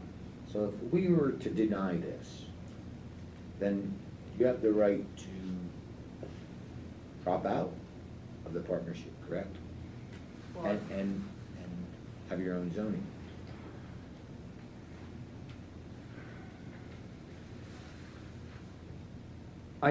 To answer your question directly, Commissioner Mercer, I think the individual partners have the right and the option of removing themselves from the partnership at any given point in time. I don't know that they even have to do it for cause. I can't stand here as a member of a board of supervisors and tell you with any degree of certainty that we would do or not do that based upon a recommendation or decision rendered by this board of commissioners, one way or another. I think there would be a lot of factors come into play. I don't look at that, speaking as a chair, I don't look at that as a cause for us to remove ourselves from a partnership. I think there would have to be an in total review of our successes or lack thereof globally with decisions rendered by the commissioners and the zoning hearing board, and does it negatively or positively impact the municipality? And again, it's strictly hypotheticals. And state for the record one more time that your board is in favor of this. Our planning commission made a recommendation and supported, endorsed by the Board of Supervisors to allow this given the conditions that were put into paper and sent forth to the Department of Planning, to Mr. Krowski, and ultimately to Sharon Rossman, and into the County Planning Commission for consideration, and I believe it was discussed at length in the November 23rd, 2019 work session or meeting. And since I know that there has been input from all stakeholders, and if I am wrong, I stand corrected, but I believe that all stakeholders have had multiple opportunities to provide input. My concern is continuing to move the goalpost, and I think that's something we need to be very, very careful of from both sides. Thank you. Thank you, Tom. Go ahead. So one of my concerns, this is Commissioner Maravito, one of my concerns is that if we look at this from the whole county perspective, and it's unfortunate, but I know there's some relationship between the applicant and the person, one of the people who's opposed it. I kind of, in my mind, divorce myself from all of that. And I say to myself, one of my goals is to try to get people to come to this county to live. And I'm thinking to myself, of people who are outside the county, who may be thinking of, you know what, I'm going to go buy a home, and I'm going to go buy a second home in Lycoming County. And part of what we, I think, have a responsibility to do is to make sure that there's a certain amount of consistency so that people who, I see this partially as an economic development issue. I recognize that the applicant is creating a business that will create jobs, but I also recognize that there's a value in the real estate that we have here and the ability of people to live in a countryside area, to invest in a house in a countryside area. I think it was put best by some of the people who said, you know, I bought this house 50 years ago. I built this house 50 years ago. And one of my concerns is that on a whole county-wide basis, we want to have the stability for people to know that if they're in this countryside area, that they have some semblance of. Commissioner, this is why we have zoning boards. We make the decisions of whole and it goes back to them to make the decision on the zoning. You mean the planning commission? Well, the final zoning goes Well, back no, to the the zoning. Each municipality. Yeah, no, but all that simply will give the zoning board particulars to require a special exception. But if the person meets the special exception. They'll work out any concerns and they'll either approve it or deny it. Well, but what happens to the folks who have bought a house or who have lived in an area for 50 years with no expectation that they were going to have this activity in their area? Yes. The problem I got, I mean, we have no agricultural business allowed in the township. That's one of my issues here. I understand what you're saying. By the because I'm governed by the Department of Agriculture, so I mean, this is a legal thing in the agricultural business. The township itself has no agricultural business on paper. You know what I mean? We have farms, I have farms. So I don't know, I mean, legally, I could put a fence up and put cows in it. You know what I mean? Other than me hunting, I think that's the biggest hang up here everybody's having is me hunting on the property. It's a controlled atmosphere of hunting. And I think the zoning board would be, you know, they're the ones gonna control what I can do, what I can't do for safety. I have family there, I have business there, and I'm not gonna be shooting bullets. I don't wanna shoot bullets or arrows or anything at any family members or anybody. I'm not here to hurt anybody. I'm here to grow the economy, help the township grow. I mean, our business down there are all leaving, you know what I mean? I don't know, I mean, in other areas, the same thing's going on. People are leaving with this thing going on, everybody's leaving. So, I think you gotta approve it and let these people then decide where we're at on this. See, the problem is that approving it, and this has not to do with this particular individual. This particular individual is the applicant who asked for it. But the change we're making infects the entire county. So if you're in a countryside district in Jersey Shore, or Muncie, or Elamsport, or wherever, anybody can come and set up this business in that countryside district, assuming that they meet the special exceptions placed on them by the zoning hearing board. But the point is that they have the right to try to meet those exceptions. And what I'm trying to suggest is to tell people who have lived in these areas and who invested in these areas, guess what? Now you're going to have a business of a hunting preserve is different from telling them that people hunt there. And I think that's what the constituents, I'll be honest with you, in the years I've been in the legislature and here, I always receive tons of emails on property taxes. Received a lot of emails on this issue from people. And I think that I think as someone, and I get that the planning commission vetted it and so forth, but, you know, humbly, I may have a difference of opinion about it. I don't know where my colleagues are on it. I'm concerned that it affects the entire county and changes all those countryside areas.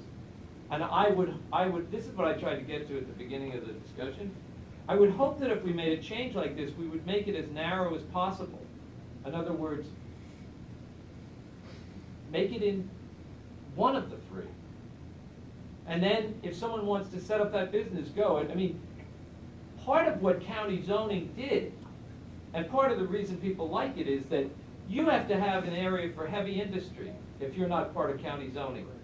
But by being part of county zoning, where the heavy industry is located satisfies their requirement to have heavy industry, so that they are not in violation of the zoning laws. And I think that that approach of making it narrow so that we don't have heavy industry everywhere also goes true with this. Why are we having 3 areas?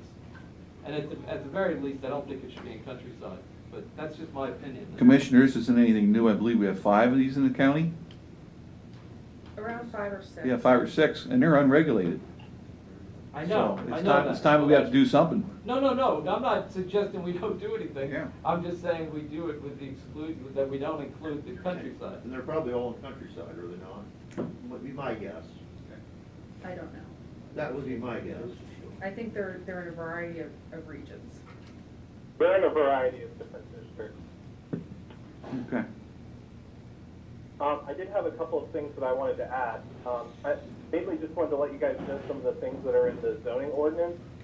So we have section 10.310, general standards for special exception uses.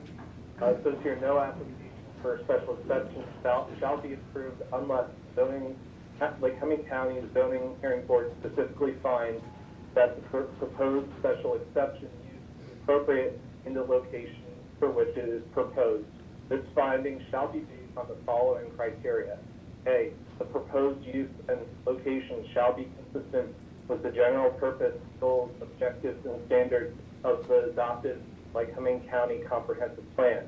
This ordinance or any other plan, official map, or ordinance adopted by the county or the municipality. B, the proposed use at the proposed location shall not result in a substantial or undue adverse effect on adjacent property, the character of the neighborhood, traffic conditions, parking, public improvements, public sites or right-of-way, or other matters affecting the public health, safety, and general welfare. And there is a third part of that section, but I don't think it applies as much to this. But I did want to also cover in the application, this is 10.320, application for special exception under D processing by the zoning hearing board and number 2. Oh wait, yeah, it was number 2. So this is under public hearing required and notice of hearing. Under notice, section 2A, a public hearing shall be held by the zoning hearing board after a public notice has been established in accordance with the definition of public notice in Article 14 of this ordinance. A copy of such notice shall be mailed to the secretary or chairman of the Board of Supervisors for the municipality affected by the proposed special exception and adjacent property owners who are connected to the parcel in question and within 300-foot radius of the proposed use at least 10 days prior to the date of such hearing. So I just wanted to let you guys know, you asked earlier about whether the municipality would be notified. It is in our ordinance and part of our process to notify all municipalities of any special exception use.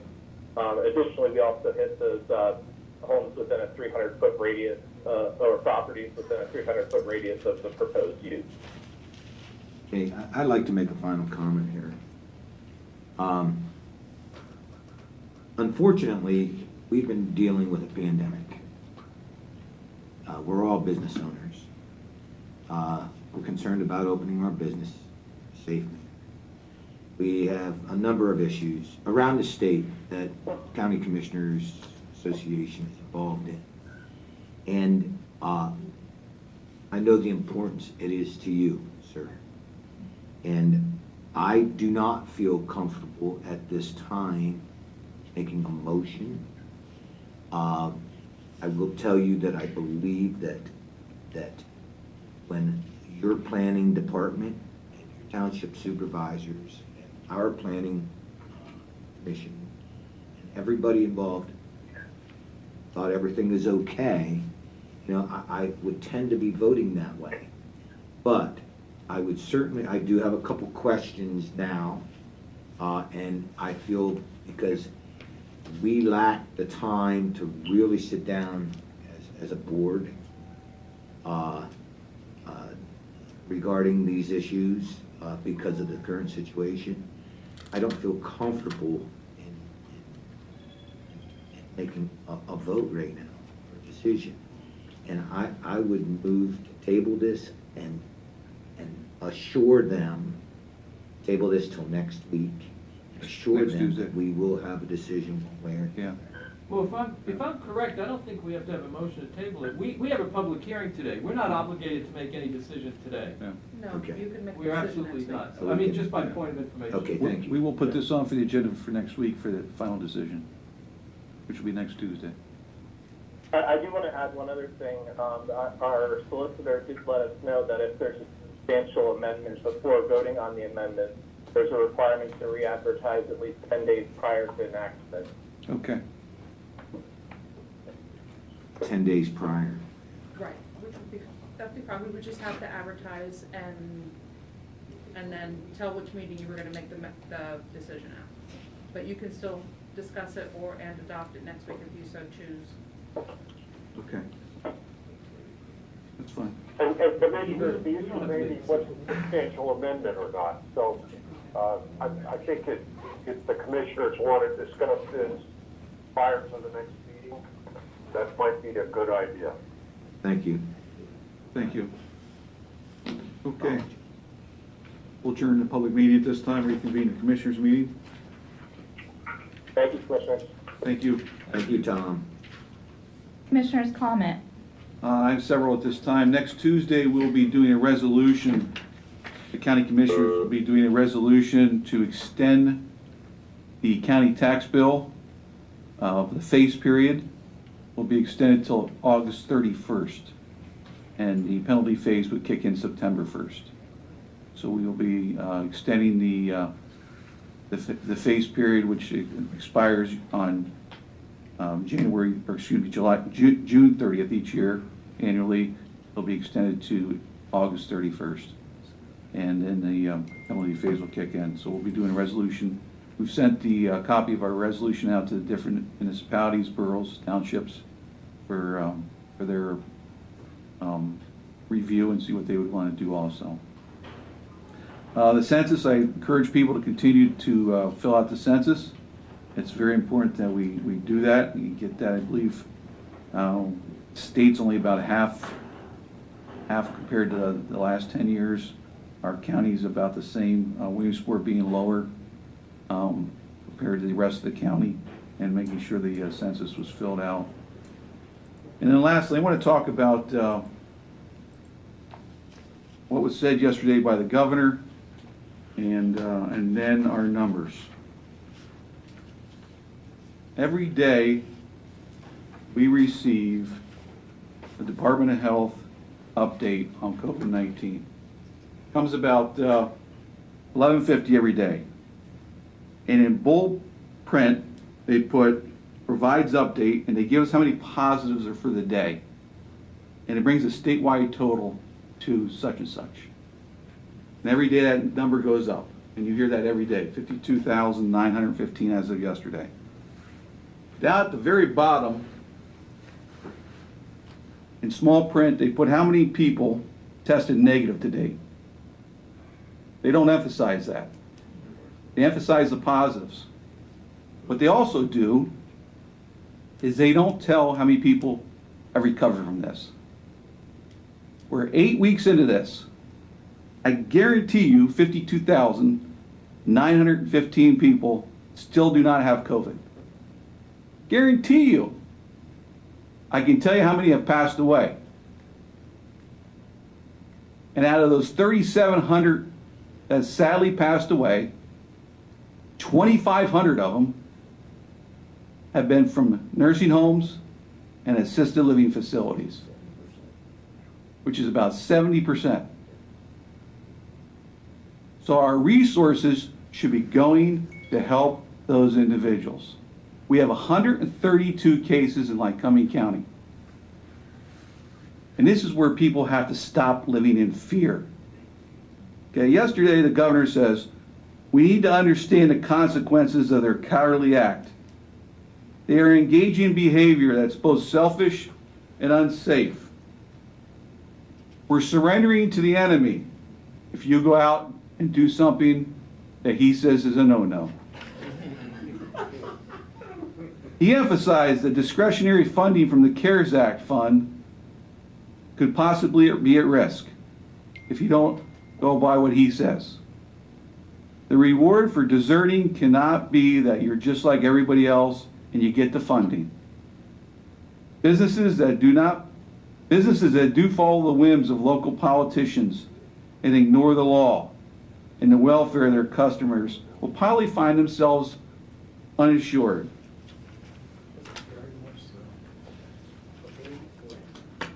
To those politicians. That's in reference to those counties that were. Yes, this is in reference to the counties that we're talking about going against his orders and defying what he was saying. So, he refers to this as a cowardly act, these politicians. I'm not a politician. I never will be. I am a public servant. I serve the people. They don't serve me. I serve them. And when I see businesses losing their livelihoods and say, please get things open, and I support that or I encourage it, I'm not going to go against a directive or an order. But when you sit there and you oppose it and you disagree, you're called a coward. That's just wrong. What's cowardly is keeping people in the dark, scaring people, keeping them suppressed. That's what a coward is. Fear. Put fear in people. So as I look at this and I see these numbers all over the board, let's get the numbers accurate. The ones that say how many have recovered. Because out of the 132 cases in Lycoming County, 73 are in Jersey Shore. 65 of those came from assisted living. All 8 deaths came from nursing homes, sadly. And you can talk to UPMC. They can tell you. They know exactly where everyone got this virus. It came in 3 waves. Number 1, people were working in the metropolitan areas where people are on top of each other. They were either working there and came back to Lycoming County, or they were there visiting for a period of time and acquired it. First wave. Second wave, the people living with them. The third wave, most recently, the nursing homes. They know where they got it. They don't know. And there's not a person walking around this county that says, did I get it from the grocery store? Did I get it from a big box store? Did I get it from touching a doorknob? The fear has to stop. We have to be responsible. Like anything when it comes to the flu season, this is a serious, serious thing with respiratory. So we protect the people that are in homes.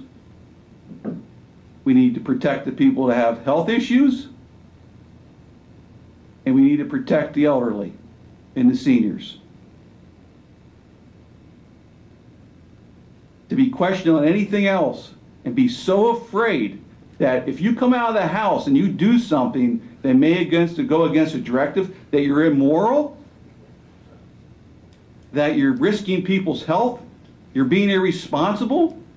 You're not being irresponsible. I commend people that are trying to make a livelihood. Because poverty will kill anybody quicker than anything out there. So I say, these aren't cowardly acts. These are people that are trying to protect their rights, the First Amendment rights to go to church, free speech, the rights to earn a living. Honestly. Those are the ones we need to listen to. They're the people who put me here. I'm a public servant. I'm not a politician. And I'm not going to go according to what a special interest group wants me to do. As I see 3 governors that have now postponed primaries and put stay-at-home orders in the state of Virginia, the state of New Jersey, and the state of Pennsylvania now, 2 days after the stay-home order. Our case is now June 4th in the red counties. We have a primary June 2nd. Is that a coincidence? Nope. Thank you. No, it's not to laugh. The only people I hear bellowing about fear, I have never had constituents tell me they're afraid. Have constituents tell me that they want to use common sense? Yes. Yes, but I've not had constituents telling me that they're afraid of anything. And it reminds me of a fairy tale where the, and I don't know which one it is, but where the person that's in the forest or is somewhere calling crying wolf. With all due respect, this is not our county. This applies to counties that the Department of Health has in the red zone.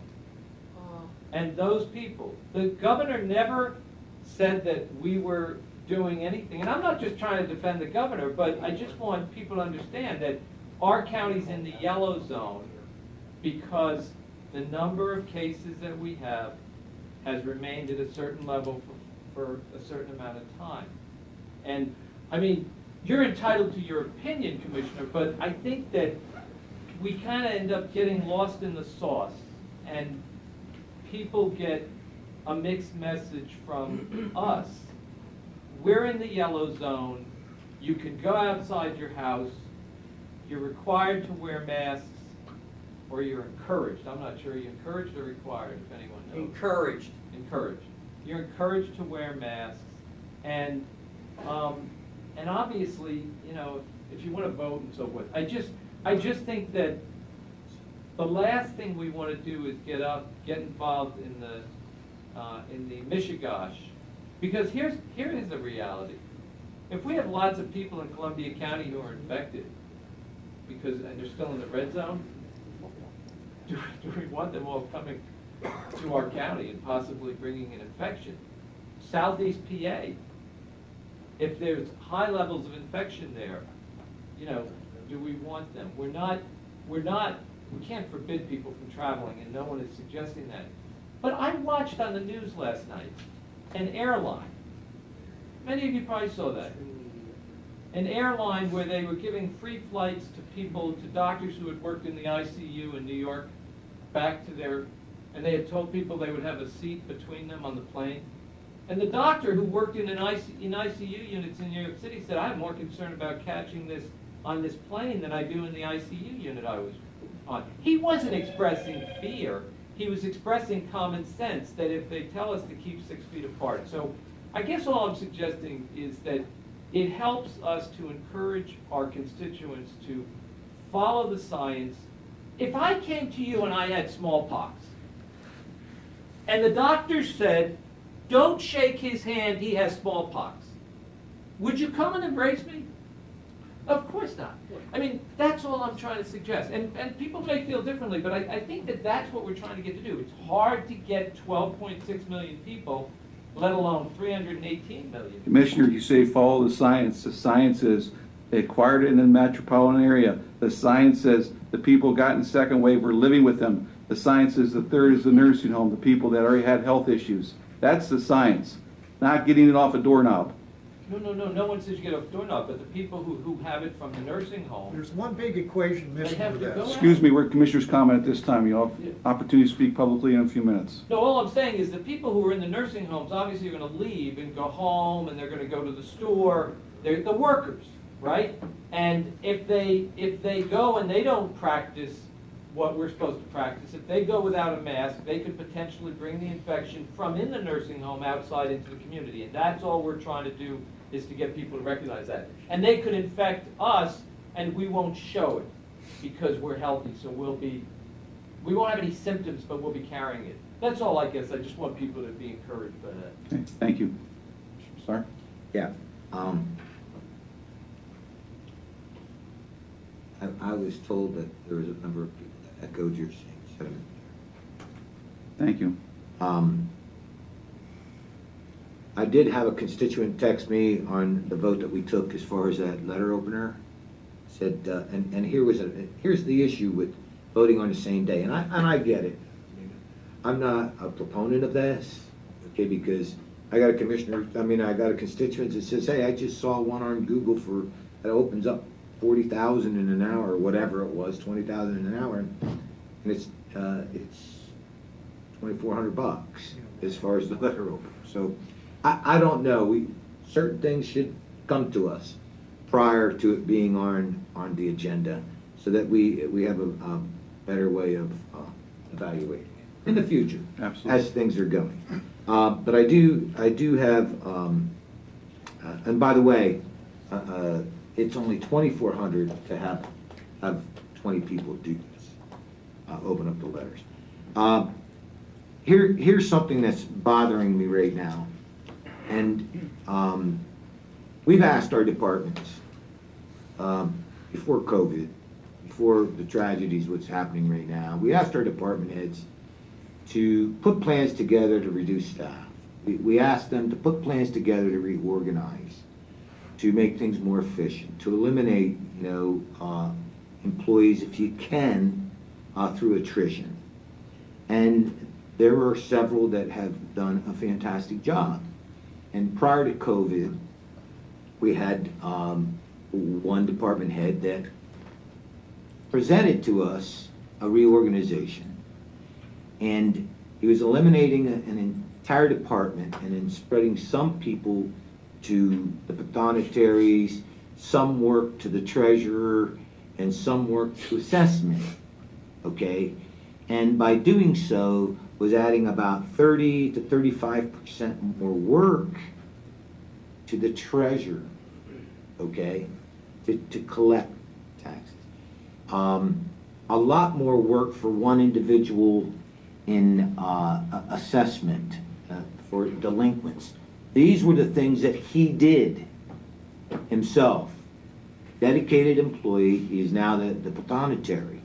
And he spent more than 40 hours a week doing his job, okay? And now there's a lot of stresses put on two of those departments.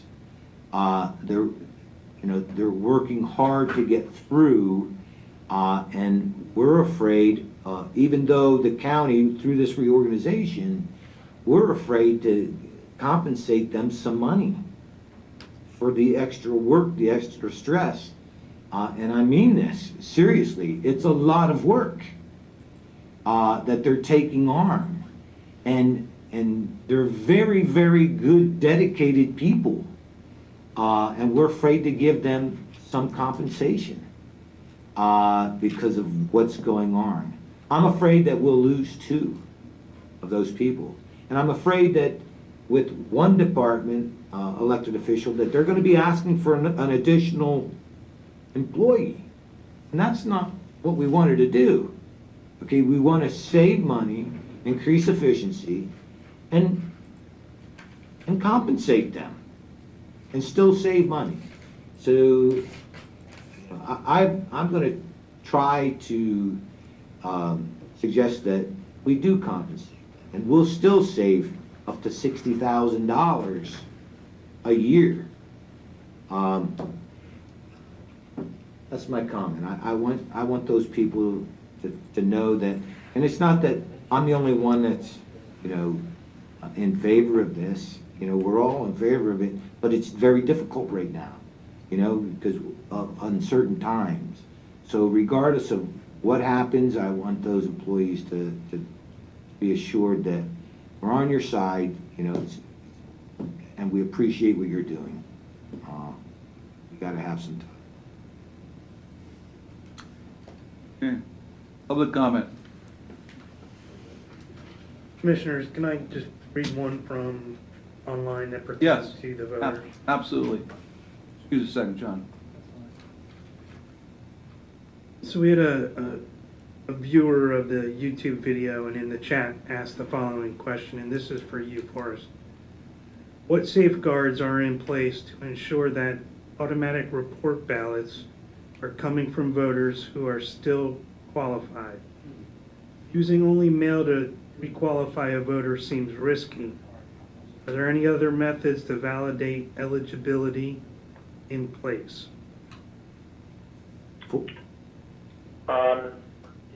I'm not entirely sure I understand the question they're asking, but I'll give it a shot. It sounds like they're asking what steps we take before someone receives a ballot in the mail if they're asking for one. They need to complete an application that when we look at it, we are trying to link that application to a voter registration record. So they already have to be a registered voter before they're allowed to apply for a mail-in ballot or an absentee ballot. And we have to be able to find them in the system before we're allowed to approve the application and actually mail them a ballot. If they're not registered, it gets declined because there's not enough information on those application forms to register somebody to vote. So that is the check that's done during the time the application is being processed, is we find if they're registered or not, and then we can go forward with sending them the ballot. Forrest, let me interrupt. When is the last day to register? Because that has changed as well. Yeah, the last day, it's now a 15-day close of registration. So the last day to register is the 18th, next Monday. So it's later than voters might be accustomed. So there is still time for somebody to change an address or to register. But they do have to be in our office by the close of business. So voter registration forms used to respect postmarks, but when the legislature moved to a 15-day from a 30-day, postmarks no longer count anymore. So it does have to be physically in the office. And then the last day to apply for an absentee or a mail-in ballot is Tuesday the 26th, and that too has to be physically in the office in order for it to be accepted. Thank you, Forrest. Yep. Thanks, Matt. John Sharman, Jersey Shore. I'll limit my remarks to the COVID situation. It does concern me very much as being I'm 71. I've got a mother, another one I consider are 93. I live within a hotspot that's within a block and a half of me right now. And the only ways that was brought forth is with it being transparent about is through the newspaper. I figure we might have another one in Jersey Shore, which I will not reveal the location of. It's probably another hot spot. Because when it's put in the paper, and that is listed as nursing home, quote, / personal care, too. But the other thing that's been missing from this whole equation is, okay, what you're going to face about coming start September, October, is with the colleges reopening. If they do, Penn College and Lycoming College. Also, with Susquehanna, Lock Haven and all that, we're going to be getting a great flux of students then from all over. And if they bring the COVID virus in here and it starts spreading, what's going to be, that's something that's not been considered in the whole situation. And there was a comment made last week about, quote, the Iraq War. And that cost us $2.1 trillion, 4,000, almost 4,500 killed, 33,000 wounded, which would cost the taxpayers each $8,000. So, at least the stimulus money's going for something in the United States, not for wars. But the most important question you have is what happens when these students start coming back. There will be no baseball this year, I don't think, in Lycoming County. You already know that businesses are going to be hurting because of the Little League not being able and it's going to continue. And I hope the county commissioners sit down, bring up, formulate plans as to what will happen in certain cases. We're going to do this, we're going to do that. Thank you. Thank you.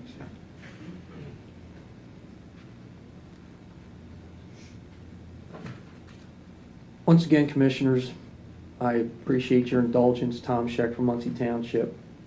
You all should have received an email from me yesterday, but I felt it was important based upon Commissioner Metzger's very appropriate comments relative to this quote-unquote pandemic that this be read into the public record. I know you have been following the lack of definitive progress in reopening Lycoming County. And most importantly, the economy and livelihoods of our businesses and residents. The mindset of the individuals in Harrisburg, and I'm sorry for my sarcasm, but I've about had enough, is nothing less than outright astonishing. I personally had innumerable discussions with our local folks who cannot fathom the audacity of the edicts that have emanated from the Capitol. No one, I repeat, no one should have the ability to dictate what a private entity does in the pursuit of legal business operations without rehashing details that truly anger me and countless other constituents. Our constitutional rights have been and continue to be violated on a daily basis. Let me remind you, not even a pandemic can nullify, suspend, or void our rights under the U.S. Constitution. Sadly, the unabashed arrogance of the executive branch and state government is doing just that. Let me assure you, the citizens have had their fill of that agenda. These actions have long ago ceased to actually deal with disease.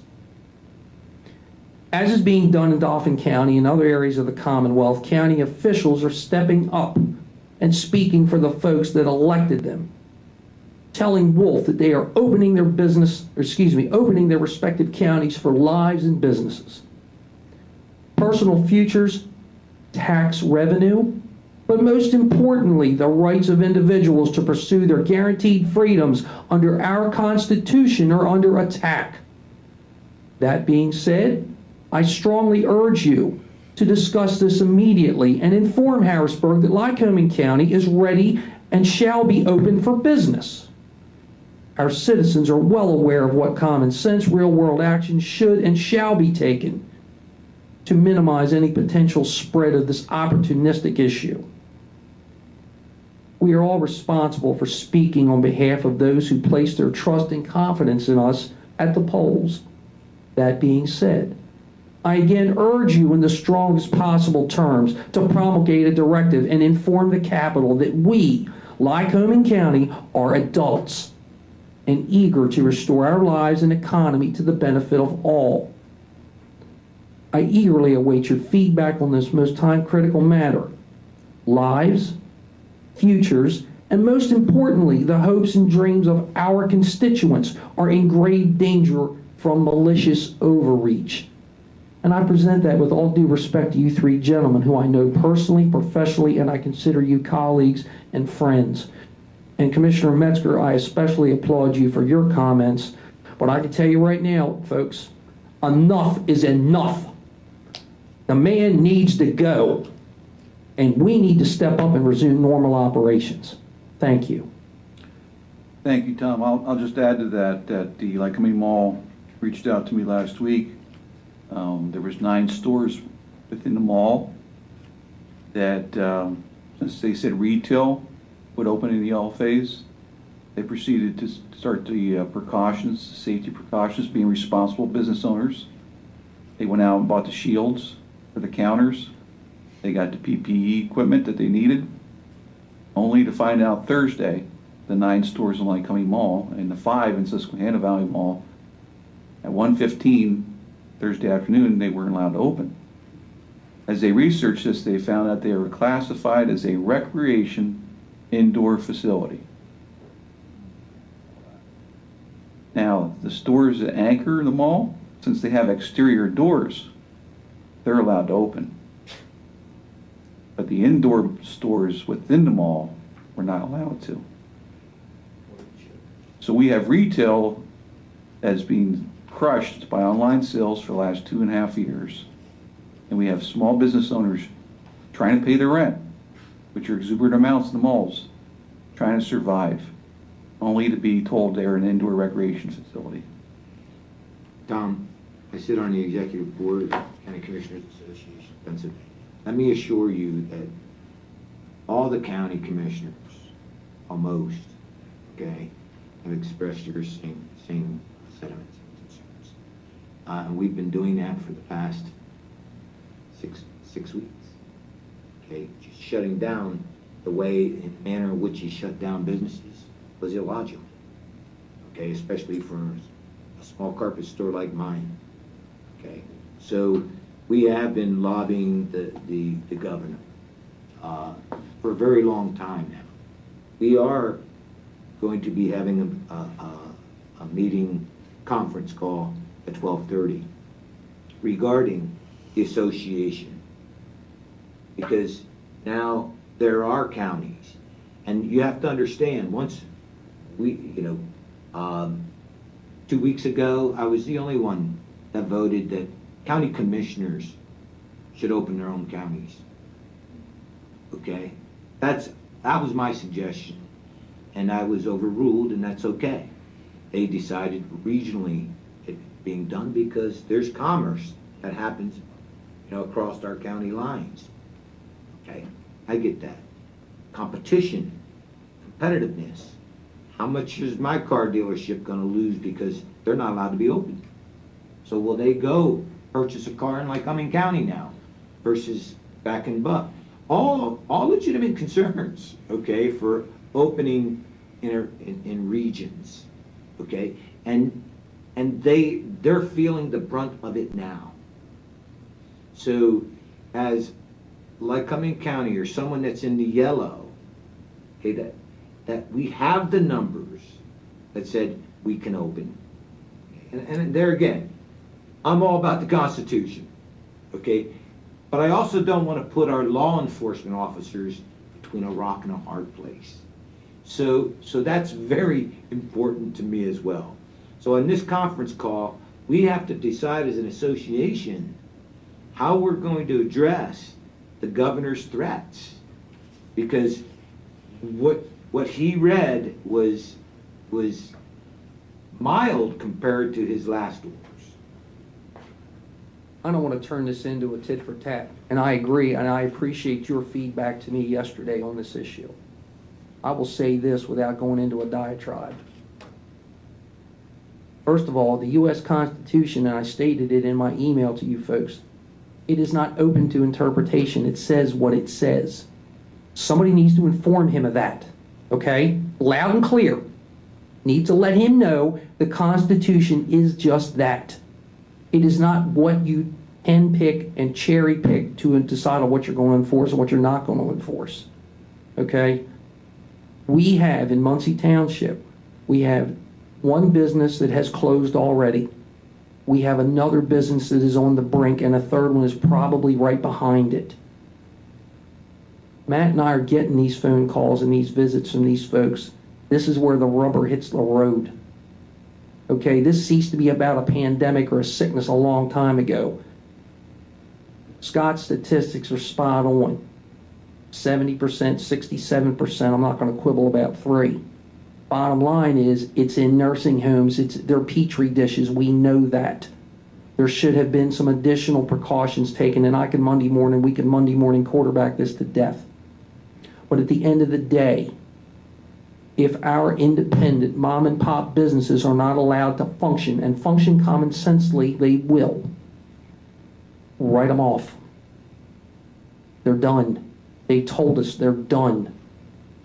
No one person should have that kind of power, and I don't think he really does. He might have the bully pulpit and the fear of the pen, but let's see him in court.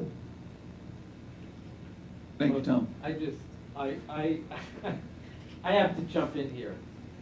Look, the governor doesn't sit up at night and say, aha, how can I screw every small business in the state? You don't think so? No, let me finish, Tom. I'm serious. Look, who knows what would have happened if we hadn't had stay-at-home orders at all? Who knows? None of us will know because we didn't have it. But we can look at what happened in other countries where they did and did not take certain measures. And I mean, I think in all, and the reason I'm saying this is because, again, the public has to at least have a message that we are trying to do everything we can to both preserve our economy and at the same time protect people, the most vulnerable people. I may not die from the virus. You may not, and you may not die. But the 90 or the 75-year-old who's got other conditions may die. And when it's a member of our family, we will feel a lot of pain. I mean, I'm just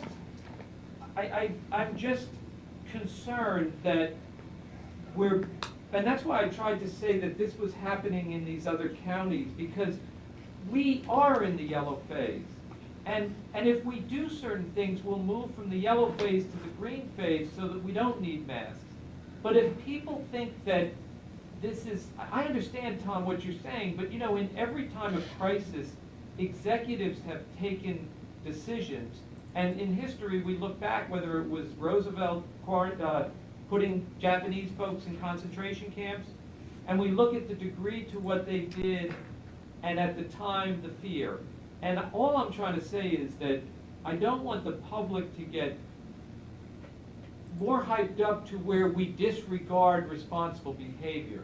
You see what I'm saying? Nobody's saying that, Rick. No, Nobody's saying that. No, I'm not saying we're saying it. What I'm saying is that when we get into this kind of attack, people who we're trying to encourage to wear masks and practice social distancing, all you have to do is turn on the television set. In Miami, in Florida, people all over the beaches.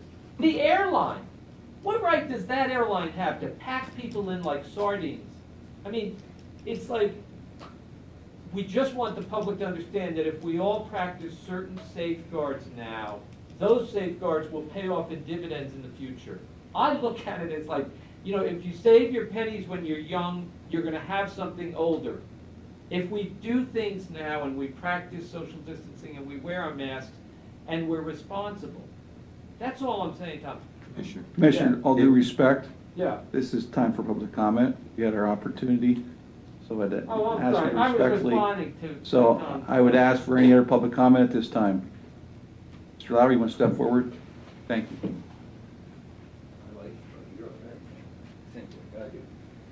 I'm just going to tell a story today, Todd Lauer, Jersey Shore. There's a couple key players in this. I saw this on TV. I'm going to call it To Serve Man.